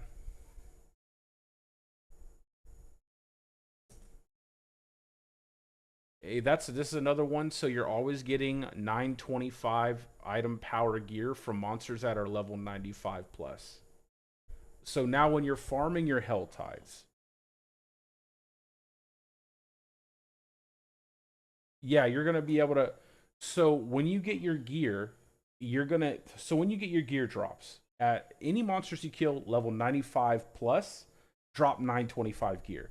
So when you're doing Hell Tides, when you're doing, you know, your Nightmare Dungeons, any of these things where these monsters that are over 95 are going to drop 925 gear. And on that gear, you're going to get 3 affix rolls. And those affix rolls are getting a massive buff, like massively buff compared to what they were at for this season. But you're also going to be on the lookout for what they call greater affixes. And when you get a piece of gear with greater affix rolls on it, it's going to be different looking when it drops than the other gear pieces. So That's another way of progression. So you're going to get your gear pieces, but then you're really going to be looking for those greater affix rolls. So when those pieces of gear drop, those are probably going to be the ones you spend most of your crafting materials investing in. So the loot filter, it's not here, but just by knowing that you're looking for these specific items, those are the things you're going to be looking for. And then also your unique items can have greater affix rolls. Your uber uniques can have greater affix rolls. So we'll see how that pans out for a season. And they're also going to be giving us a cap to re-rolling. Lots of stuff. And then Forgotten Souls, Whispers, rare drops globally from Elite. So we're going to have more options for Forgotten Souls. Let's see. Same thing here. Oh, and now you're going to get Uber Uniques from level 55 and above monsters. So you could be in a lower world tier and still get an Uber Unique. So let's see. I really don't care too much to not see. And this is their aspect system. So basically how the aspects are going to work is that you're going to get you're going to have all of the aspects in your codex, but every time you find a better aspect, you can then go and salvage that piece of gear. You don't have to go to the occultist anymore to pull it off your gear. Just salvaging that piece of gear is going to put that aspect into your codex at the value that it's at. So you can eventually find a perfect rolled aspect, which you're only going to be able to do in the higher tiers of the game. You're going to find a perfect rolled aspect. You're going to salvage it. It's going to go right into your codex, and you're always going to be able to go to your codex and put that aspect onto your gear and go right back out into combat, and you don't have to worry about hoarding aspects. So you don't have to worry about stacking them up in some kind of weird system in the codex. All you have to do is get those best rolls, salvage them into your codex, and you always have them.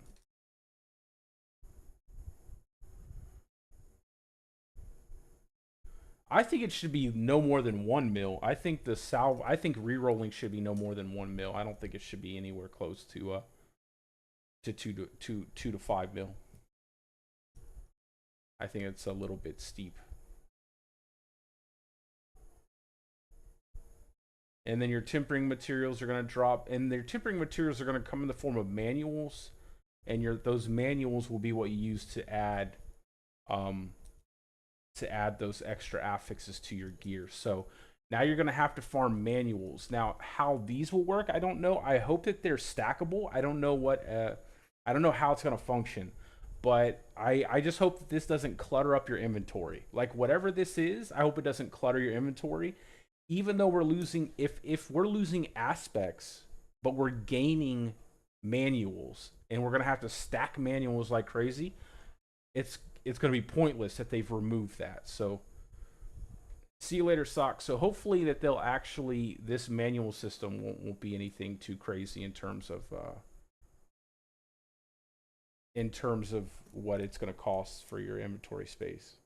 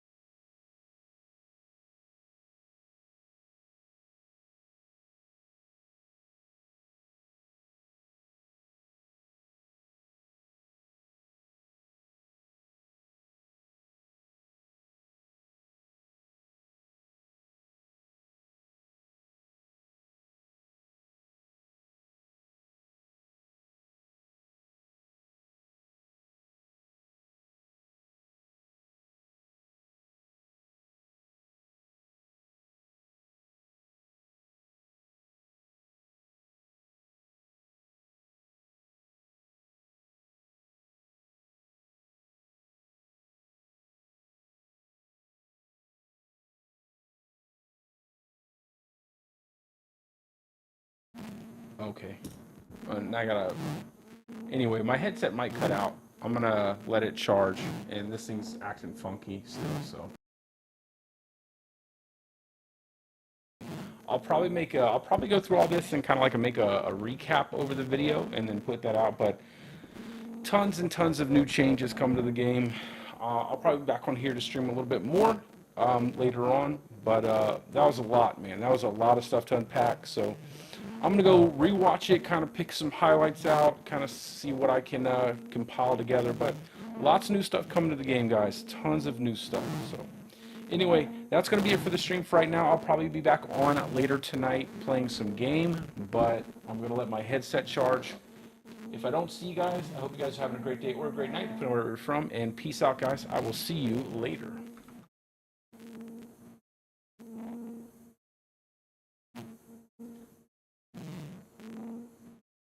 Yeah, this mic definitely has issues.